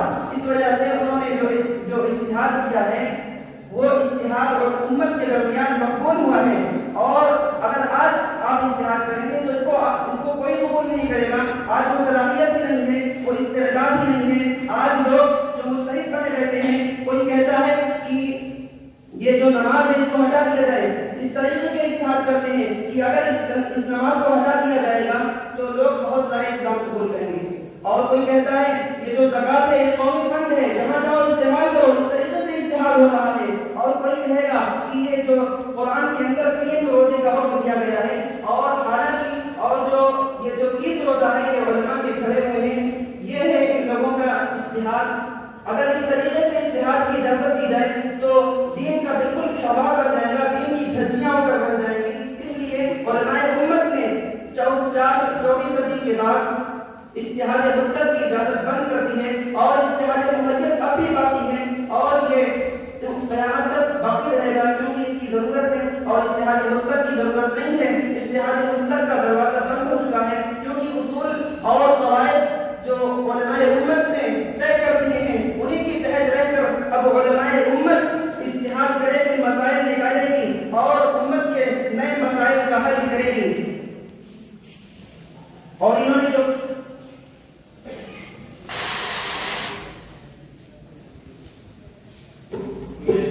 ترجمان صاحب کو کھڑا کرنا چاہتا ہوں.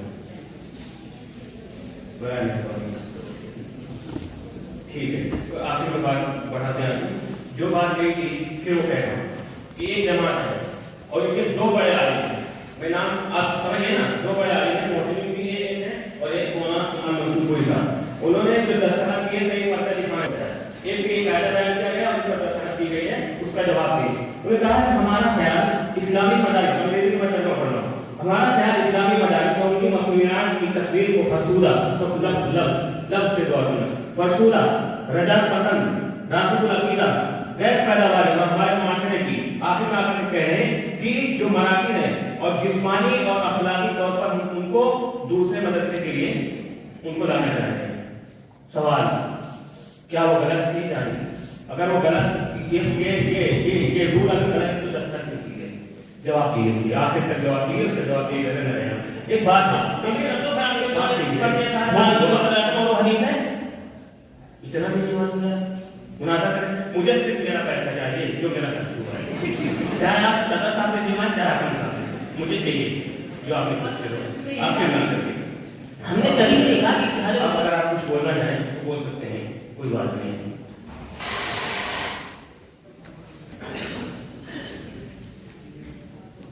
مفتی صاحب یا حضرت معتمد صاحب کے بارے میں ان کے جو اقتباسات نقل کیے ہیں، اول تو میں نے اقتباس پڑھا ہے. اگر وہ اقتباس میرے نگاہوں کے سامنے پہلے ہوتا تو میں تحقیق کرتا کہ حقیقت کیا ہے.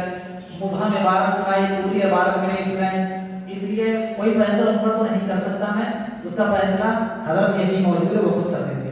لیکن اس کے باوجود، ان سب کے باوجود اگر اسے غلط مان بھی لیا جائے پھر بھی آپ کا اعتراض نصاب پر تھا، درس نظامی پر تھا، وہ اعتراض بالکل درست نہیں ہے. اس کا جواب میں نے کئی دفعہ دیا، ہر بار آپ نے پھر وہی اعتراض کیا.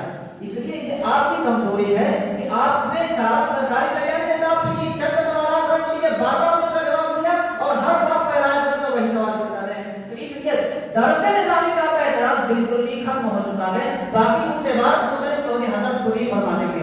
انہوں نے کہا ہمارے ساتھ جو اعتراض کیا وہ اعتراض میں مجھ تک سننے کی بات کرنے کے اس کا جواب نہیں دے سکتا.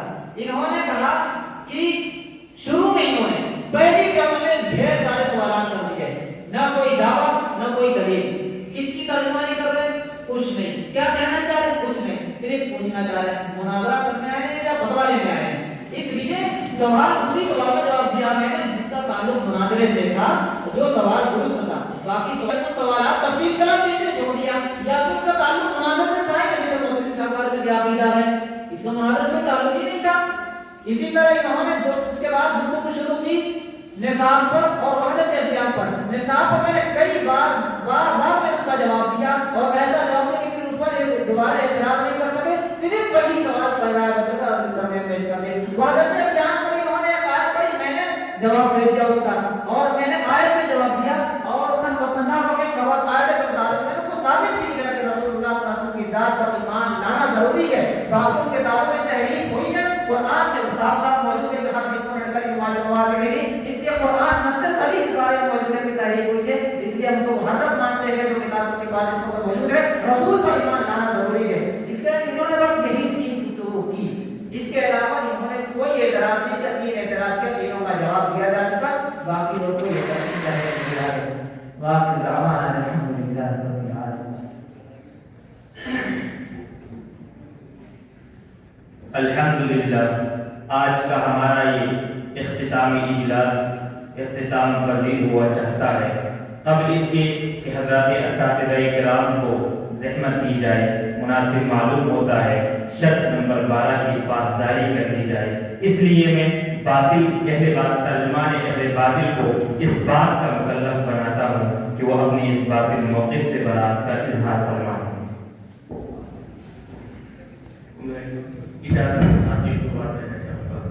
پہلے ہم نے جو اجازت لے رکھی ہے، ایک دو بات کہنا چاہوں گا۔ سب سے پہلی بات کہ جو یہ مناظرہ ہوا ہے، اس کی جو رہنمائی کی ہے وہ اس مناظرے کے کریڈٹ دینا چاہوں گا۔ جو اچھا ہوا ہے وہ میں دینا چاہوں گا اپنے استاد محترم کو، جنہوں نے مجھے 5 سال 6 سال دور میں میری رہنمائی کی، مولانا مزمل صاحب بجاجی صاحب کو، اپنے والدین کو جنہوں نے آ کے مجھے یہاں پر پڑھایا، اور یہ میرا آخری مناظرہ ہے اور یہ میرا آخری تک یہ تو مجھے بات نہیں ہے۔ سب سے پہلی چیز۔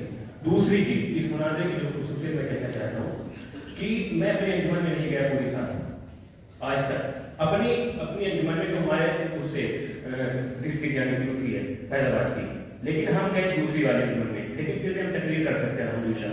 تو سب سے پہلی چیز یہ کہنا چاہوں گا کہ مناظرہ ہمیں تقریر کی صلاحیت بھی پیدا کرتا ہے اور جو تحریر کی صلاحیت بھی پیدا کروا دیتا ہے۔ تو جو حضرات یہ سمجھتے ہیں کہ مناظرہ صرف یہ پیدا کرتا ہے، ایسا نہیں ہے، یہاں پر دونوں صلاحیتیں پیدا ہوتی ہیں، اس لیے آپ لوگ ضرور آئیے اس میں شامل ہوئے۔ یہ بہت بس میں آخری بات کہنا چاہوں گا کہ ہم نے اپنے اساتذہ کو خاص طور پر میں صدر صاحب سے معافی چاہوں گا کہ بار بار ہم نے نام دیا ہے اور سامنے کہہ کرتی کہ یہ بات جو ہے یہ بات ہی اعتراض ہم نے کہہ دیا ہے اور معاف کیا جائے گی۔ اور میں ناصر بھائی سے کہنا چاہوں گا اگر کوئی غلطی ہوئی ہے معافی چاہوں گا۔ سالم بھائی سے میں نے عامر بھائی سے غالب کی بات کی ہے، سب کے سامنے بات کی تھی، افراد اور فرد کو پکڑ کر کے سب کے سامنے میں معافی چاہتا ہوں۔ بتائی ہوئی کوئی بھی غلطی ہوئی ہو تو سب کے سامنے میں معافی چاہتا ہوں۔ اب اخیر میں ایک بات کہہ کے بات مکمل کرتا ہوں کہ ہم نے ترجمانی بھی ہو سکتا ہے، میری زبان سے اپنے طرز کا استعمال کرو، اس لیے میں کلمہ پڑھنا چاہتا ہوں لا الہ الا اللہ محمد رسول اللہ۔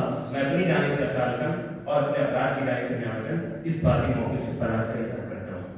السلام علیکم ورحمۃ اللہ۔ جزاک اللہ۔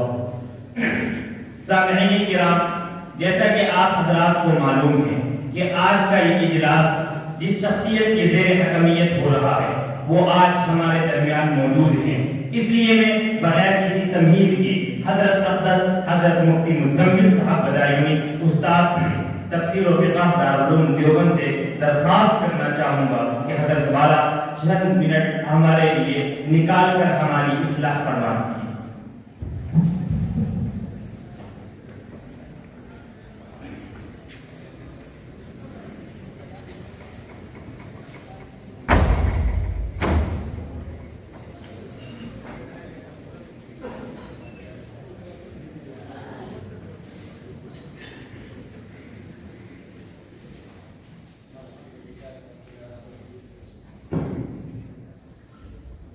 والصلاة والسلام على سيد الأنبياء والمرسلين محمد وعلى آله وصحبه أجمعين، أما بعد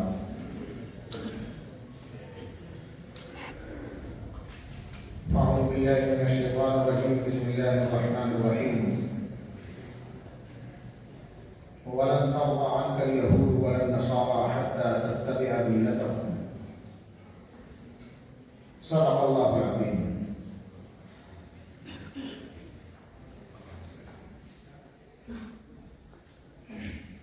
میرے عزیز بھائیو، میں کوئی لمبی چوڑی تقریر کرنے کے لیے یا کوئی طویل گفتگو کرنے کے لیے یہاں نہیں بیٹھا ہوں. چند منٹ میں انشاءاللہ یہاں سے رخصت ہو جاؤں گا. طویل کسی گفتگو کرنے کا میرے لیے نہ موقع ہے اور نہ ہی میرا حق ہے. حق تو اس لیے نہیں ہے کہ میرا کام صرف یہاں حکمیت کا ہے، اور حکمیت اس چیز کی نہیں کہ کون حق پر تھا یا کون باطل پر تھا یا کون حق پر ہے کون باطل پر ہے، اور وہ مقصد آپ بھی سمجھتے ہیں کہ نہیں ہے. میرا کام حکمیت کا صرف اتنا ہے کہ دونوں جماعتوں میں سے جو ہمارے اعزاء ادھر ہیں، جو اہل حق کی ترجمانی کر رہے تھے، یا جو ہمارے اعزاء اس جانب ہیں جو اہل باطل کی ترجمانی کر رہے تھے، ان میں سے کس نے محنت زیادہ کی ہے، مناظرانہ اشیاء کے اعتبار سے، چیزوں کے اعتبار سے کون زیادہ موضوع لگے، کون محنت میں کم رہے، اس چیز کو واضح کرنا اس لیے کہ مشق کا، تمرین کا، تدریب کا، تربیت کا پروگرام ہے. کوئی حق و باطل کا حقیقی فیصلہ یہاں نہیں ہونا تھا. وہ تو پہلے سے طے ہے کہ کیا حق ہے کیا باطل ہے. ہمیں تو صرف اتنا دیکھنا ہے کہ کس نے محنت زیادہ کی، کس نے کم کی. 2-3 منٹ، چند منٹ میں 2-3 باتیں عرض کروں گا انتہائی مختصر طور پر. شاید میں نے اس سے پہلے بھی ایک مرتبہ واقعہ آپ کو سنایا ہے. کسی موقع پر ہمارا طالب علم کا دور تھا، غالباً ترجمہ عربی یا ششم عربی میں ہم پڑھتے تھے. پنجاب کے علاقے میں قادیانیت کے خلاف مناظرہ طے ہو گیا. یہاں سے ہمارے اکابر اساتذہ تشریف لے گئے. اس وقت میں حضرت مولانا سید محمد اسماعیل صاحب کٹکی رحمۃ اللہ علیہ بھی حیات تھے. ہندوستان کے مشہور مناظر تھے، دارالعلوم دیوبند کے رکن تھے. اللہ کو بڑی رحمت فرمائے. ان کو بھی زحمت دی گئی، دعوت دی گئی. حضرت اپنے بڑھاپے کے باوجود تشریف لائے، اس لیے کہ مسئلہ ختم نبوت سے متعلق تھا. ہمارے اکابر وہاں تشریف لے گئے، مناظرہ ہوا، واپس تشریف لائے. جب یہ ہمارے اکابر واپس وہاں سے تشریف لائے تو ہمیں اچھی طریقے سے یاد ہے اسی دار حدیث میں طلبہ حدیث کو، تمام تعلق کے طلبہ کو جمع کیا گیا مناظرے کی کچھ حدود سنانے کے لیے، کچھ تفصیلات بتلانے کے لیے کہ کیا کیا ہوا.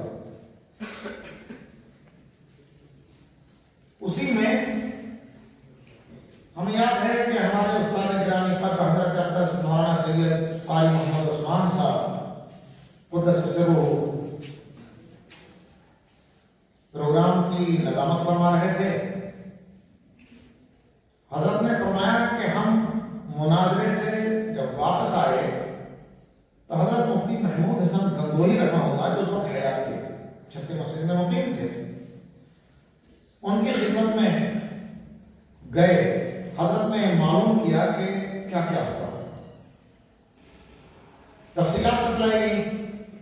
حضرت مفتی محمود حسن گنگوہی رحمہ اللہ نے پوچھا کہ جو عوام تھے وہ آپ سے مطمئن رہے یا مطمئن نہیں ہوئے، وہ کسی شک میں مبتلا تو نہیں ہوئے، ان کے دل میں کوئی تشویش تو نہیں رہ گئی؟ الحمدللہ سارے عوام مطمئن رہے. پروگرام کے بعد سب نے اطمینان کا اظہار فرمایا، بہت خوشی کا اظہار فرمایا سارے عوام نے. تو حضرت مفتی محمود حسن گنگوہی رحمہ اللہ نے فرمایا کہ بس یہی مناظرے کی کامیابی اور مقصد حاصل ہے. اس لیے کہ باطل کبھی مانتا نہیں ہے کہ ہم غلطی کر رہے ہیں. کبھی مجبوری میں بہت بری طریقے سے پھنس جائے, کوئی تعویل آویل کی گنجائش بالکل نہ رہے, تو مان لے کہ ہاں ہم اس میں مسئلے میں غلطی پر ہیں, ہم رجوع کرتے ہیں, شاید و نادر کوئی واقعہ ہو سکتا ہے. لیکن باتیں کبھی مانتا نہیں. مناظرے کا ایک بہت بڑا مقصد یہ ہوتا ہے کہ سامعین اور ہمارے جو عوام ہیں, ہم ان کو تشکیک میں, شک میں مبتلا ہونے سے بچا لیتے ہیں. اور حضرت موسم یہ بھی فرمایا مفتی محمود حسن گنگوئی رحمہ اللہ نے کہ فیصلہ تو عوام ہی کرتے ہیں کہ عوام کے اوپر اثر کس نے چھوڑا, کس کی محنت زیادہ رہی, کس کی محنت کم رہی. اس لیے میں اپنی جو حکمیت کی ذمہ داری ہے میں سمجھتا ہوں اس سے صرف میں بری ہوں. یہ فیصلہ تو آپ کریں گے, آپ خود سمجھتے ہیں کہ کس نے محنت کم کی ہے, کس نے محنت زیادہ کی ہے. ایک چیز اور بھی میں اس میں سلسلے میں بتلا دوں. اسی وقت حضرت استاد گرامی حضرت قاری سید محمد عثمان صاحب نور اللہ مرحبا نے اس مناظرے کی وضاحت بیان کرتے ہوئے فرمایا تھا کہ شروع میں جب شرائط طے ہو رہی تھی, موضوع طے ہو رہا تھا, ہمیشہ ایسا کہ قادیانیت سے جب بات ہوتی ہے, گفتگو ہوتی ہے, تو ان کی 100% کوشش یہ ہوتی ہے کہ وفات عیسیٰ, حیات عیسیٰ علی نبینا علیہ السلام پر گفتگو ہو کہ حضرت عیسیٰ حیات ہیں یا حضرت عیسیٰ علیہ السلام وفات پا چکے ہیں. ان کی یہ کوشش ہوتی ہے جس سے کہ وہ نصوص میں تعمیل کر کے عوام کو کچھ شکوک و شبہات میں مبتلا کرنے میں کامیاب ہو سکے. ہماری اہل حق کی یہ کوشش ہوتی ہے کہ سیرت مرزا پر, مرزا غلام احمد قادیانی کے اخلاق و کردار پر, اس کے احوال پر, ذاتی زندگی پر گفتگو ہو, اور یہ ثابت کیا جائے کہ مرزا نبی بننے کے لائق تھا یا نہیں, اس کے اندر نبوت کے اوصاف جمع تھے یا نہیں. اس پر بہت دیر تک وہاں بحث و مباحثہ ہوتا رہا کہ موضوع کیا رہے گا. وہ اڑے ہوئے تھے کہ وفات عیسیٰ حیات عیسیٰ موضوع رہے گا, ادھر سے یہ مطالبہ تھا کہ سیرت مرزا موضوع رہے گا. لیکن جب بات نہیں بن رہی تھی تو حضرت استاد صاحب رحمہ اللہ نے فرمایا تھا کہ حضرت مولانا سید اسماعیل صاحب کٹکی رحمۃ اللہ علیہ نے کہا کہ چلو وفات عیسیٰ حیات عیسیٰ ہی طے کرو. تو وفات عیسیٰ حیات عیسیٰ موضوع طے ہو گیا, مناظرہ شروع ہوا. ابھی حضرت مولانا سید اسماعیل صاحب کٹکی رحمۃ اللہ علیہ کا کمال تھا کہ حیات عیسیٰ وفات عیسیٰ موضوع پر گفتگو کرتے کرتے بڑے سلیقے سے سیرت مرزا پر ان کو گھسیٹ دیا جائے. اور بات سیرت مرزا پر شروع ہو گئی, اور جب انہوں نے دیکھا کہ ہم پھنس رہے ہیں تو اس کو چھوڑ کر کے بھاگ گئے. میں نے یہ واقعہ اس لیے سنایا کہ اگر موضوع سے ہٹانے میں اور موضوع سے ہٹا کر کسی دوسرے مسئلے میں الجھانے میں مناظر اگر کامیاب ہو جائے تو یہ اس کی محنت کی اور اس کی حاضر جوابی کی اور اس کے اندر مناظرانہ صفت کے کسی نہ کسی درجے میں کمال کی یہ دلیل ہوا کرتی ہے. باقی انداز بیان کو آپ جانتے ہیں, دلائل اور مواد اور علمی گفتگو کو آپ جانتے ہیں کہ یہ چیزیں مناظرے کے لیے بہت ضروری ہوتی ہیں, اور علمی صلاحیت اس قدر ضروری ہوتی ہے, اس قدر ضروری ہوتی ہے کہ مناظرے میں کچھ پتہ نہیں کہ کس وقت میں کس موضوع پر گفتگو کرنی پڑ جائے. آپ نے یہاں پر بھی دیکھا کچھ سوال ادھر سے بھی گئے, ان کے پاس جواب نہیں تھا, کچھ اچانک ادھر سے کوئی سوال کر لیا گیا تو ادھر بھی دھچکے لگتے ہوئے دکھائی دیے. تو علمی مواد, علمی مطالعہ بہت زیادہ ضروری ہوتا ہے. وہ سارے مطالعہ کچھ چیزیں ہیں کہ عوام پر پکڑ کس کی رہی, موضوع سے بھٹکانے میں کون کامیاب رہا, علمی صلاحیت اور مواد کس نے زیادہ پیش کیا, تیاری کس کی زیادہ رہی, انداز بیان کس کا زیادہ اچھا رہا, کون کس پر حاوی رہا. ان چیزوں کے حساب سے اگر میں حکمیت کی ذمہ داری ادا کرنا بھی چاہوں, جو کہ میری نہیں, میں بتا چکا ہوں کہ فیصلہ آپ ہیں, تو اگر میں حکمیت کی ذمہ داری ادا کرنا بھی چاہوں تو میں یہ کہہ سکتا ہوں جو میں نے محسوس نتیجہ ہو سکتا ہے کہ دوسروں کسی اور کا نظریہ کچھ اور ہو. جو میں نے محسوس کیا ترجمان صاحب کی مکمل تیاری بھرپور تیاری تو ادھر سے زیادہ تھی, ادھر کم تھی. افراد کی تیاری ادھر کو زیادہ محسوس ہوئی اور ادھر کچھ ہلکی سی کمی محسوس ہوئی. انداز بیان بھی اس موقع پر ہمارے ناصر بھائی کا اچھا رہا, لیکن یہ جو کہہ رہے تھے کہ نصاب پر گفتگو کیوں, موضوع پر گفتگو نہیں ہے, موضوع تو ماڈرن اسلام ہے, اور نصاب پر گفتگو کیوں ہو رہی ہے, یہ بہت دیر میں ان کو سمجھ میں آیا کہ ہم بھٹک چکے ہیں. انہوں نے نصاب کا جو مسئلہ چھیڑا تو نصاب کے مسئلے پر یہ گفتگو انہوں نے کرنا شروع کر دی, اور میرے خیال سے 2 مرتبہ کھڑے ہو کر اس نے گفتگو کی. بعد میں کسی نے سنایا کہ موضوع سے آپ ہٹ چکے, وہ بات کرے وہ رستہ ادھر سے کھڑے ہو کر کے نصاب کے موضوع پر لے آتا. ماڈرن اسلام حقیقی اسلام میں کہنے رکھا تھا, نصاب اسلام تھوڑی ہے, نہ ماڈرن اسلام ہے اور نہیں وہ حقیقی اسلام ہے, وہ تو غلط چیز ہے. اب اس کے اوپر وہ باہر نکلے گیا. تو میں کہہ سکتا ہوں یہ صلاحیت ہمارے احمد عمر کے اندر ان کے مقابلے میں کچھ حال ہے. محنت مجبوری طور پر ادھر زیادہ اچھی رہی, اور میں امید کرتا ہوں کہ آئندہ ہمارے وہ عزیز بھی اور اس سے بھی زیادہ محنت کریں گے. ایک بات میں اس سلسلے میں مشورے کے طور پر یہ کرنا چاہتا ہوں, گرچہ میں خود ہوتا ہوں اور میں خود کچھ نہیں کر پاتا, گفتگو انتہائی سلجھی ہوئی صاف ہونی چاہیے, مرتب ہونی چاہیے. یہ حقیقی طور پر میں بات بتلاؤں کہ مجھے احمد عمر نے پہلے سے نہ بتا دیا ہوتا کہ میں کس مسئلے کو وہاں چھیڑوں گا.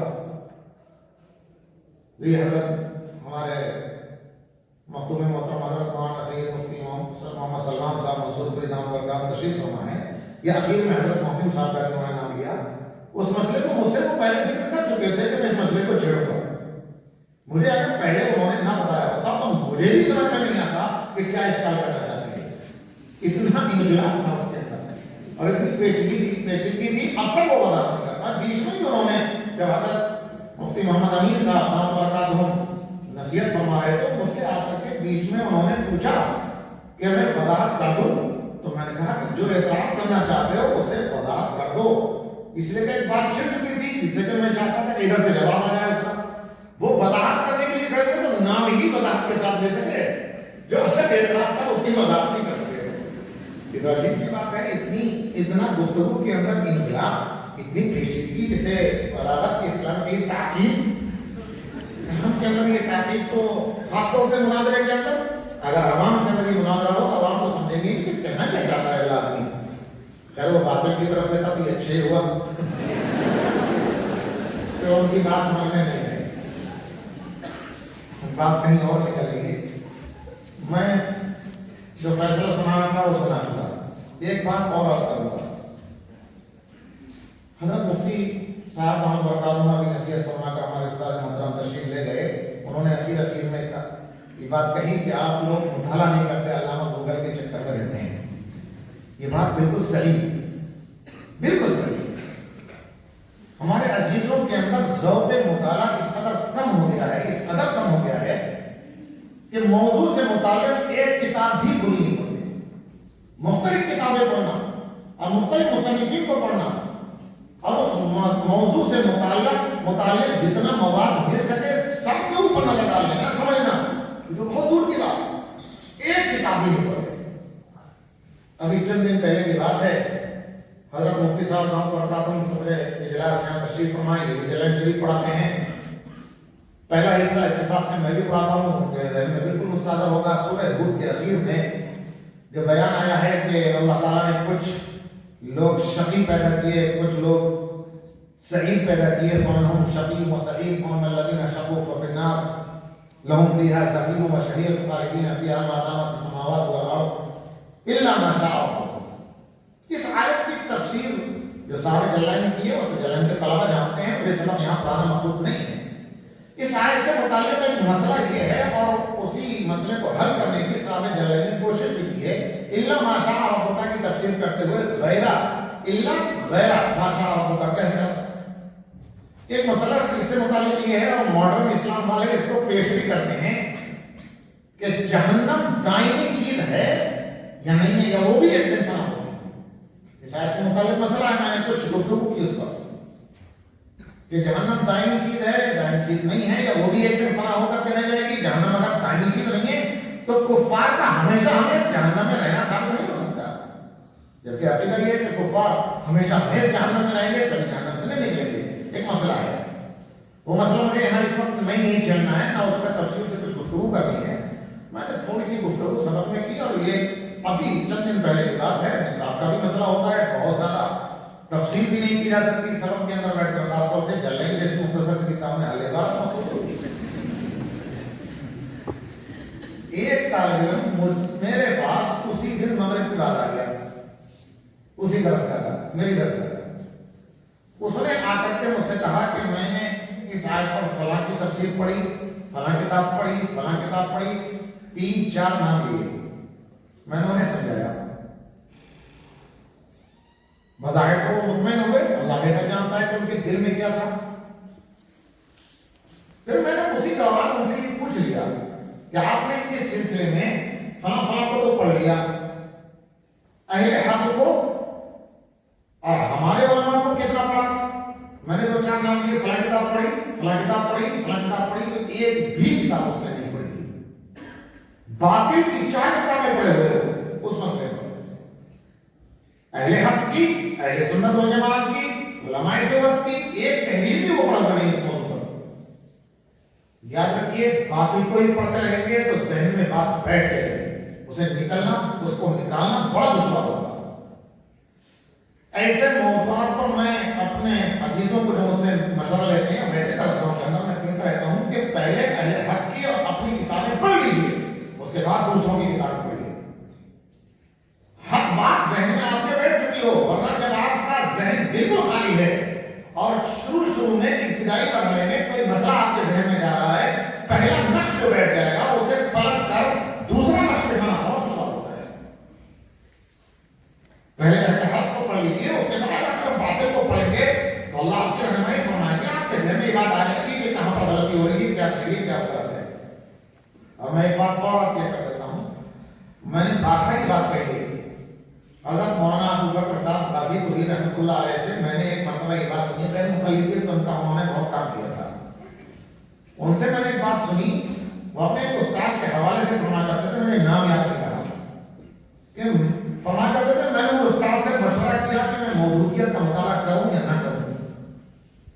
تو انہوں نے کہا کہ بیٹا موضوعیت کا مطالعہ کرو، اور جہاں پر بات صحیح رہے، صحیح لگے ٹھیک ہے، اور جہاں پر محسوس ہو کہ یہ مودودی صاحب ہمارے مسلک سے ہٹ کر کے بات کر رہے ہیں اور ان کی کمی بھی پکڑ میں آئے کہ غلطی یہاں پر ہو رہی ہے، تب بھی ٹھیک ہے. لیکن کہیں پر اگر ایسا ہو کہ مودودی صاحب اپنے مسلک سے اور پہلے دیوبند کے اور دیوبند کے نظریے سے ہٹ کر گفتگو کر رہے ہیں اور غلطی کہاں پر کر رہے ہیں، ہماری غلطی پکڑ میں نہیں آ رہی ہے، سمجھ میں نہیں آ پا رہی ہے کہ چوک کہاں پر ہو رہی ہے، تو مولانا ابوبکر صاحب رحمۃ اللہ علیہ فرمایا کرتے تھے کہ استاد محترم نے یہ کہا تھا کہ اس وقت ذہن میں یہ بات بٹھا لینا کہ مولانا مودودی صاحب کی اس مسئلے میں حضرت شیخ الحدیث صاحب رحمۃ اللہ علیہ نے مخالفت کی ہے، حضرت مولانا سید حسین احمد مدنی رحمۃ اللہ علیہ نے مخالفت کی ہے، اور وقت کے اور اکابر نے مخالفت کی ہے. اگر انہوں نے غلط کہا ہے تو غلط ہے، کہیں پر غلطی ہے، کہیں پر پانی بھر رہا ہے. میرے مطالعے کے عقل کی کمی ہے، اچھی عقل ہے کہ میں اس کو پکڑ نہیں پا رہا ہوں. آگے چل کر میں پکڑ لوں گا، مجھے اللہ تعالیٰ ہو سکتا ہے کہ سمجھ لیتے نہیں دے تو پھر یہ سمجھ لینا چاہیے کہ ہم سے بڑے ہمارے اکابر نے غلط کہا ہے تو غلط ہے. اکابر پر اعتماد یہ بہت ضروری ہے، اور پہلے اپنے اکابر کو پڑھ لینا، بعد میں دوسرے کا مطالعہ کیجیے. کون منع کرتا ہے باطل کا مطالعہ نہ کریں؟ باطل کا مطالعہ نہیں کریں گے تو ان کے اعتراضات کا جواب کیسے دیں گے؟ ان کی پچھلی غلطیوں کو سمجھ کر کے کیسے لوگوں کے سامنے ان کا دفاع کر پائیں گے؟ یہ چیز بہت ضروری ہوتی ہے کہ پہلے اپنے حق کا مطالعہ کیا جائے، اس کے بعد باطل کا مطالعہ کیا جائے. بہرحال ایک تیسری چیز جلدی سے میں آپ کر دوں، یہ جو موضوع ہے، اگرچہ ہم نے حضرات نے مشورہ کیا تھا، میں نے کہا ٹھیک ہے اس موضوع کو طے کر لیجیے، لیکن میں اس موضوع کی حقیقت آپ کو تھوڑا سا سمجھاؤں.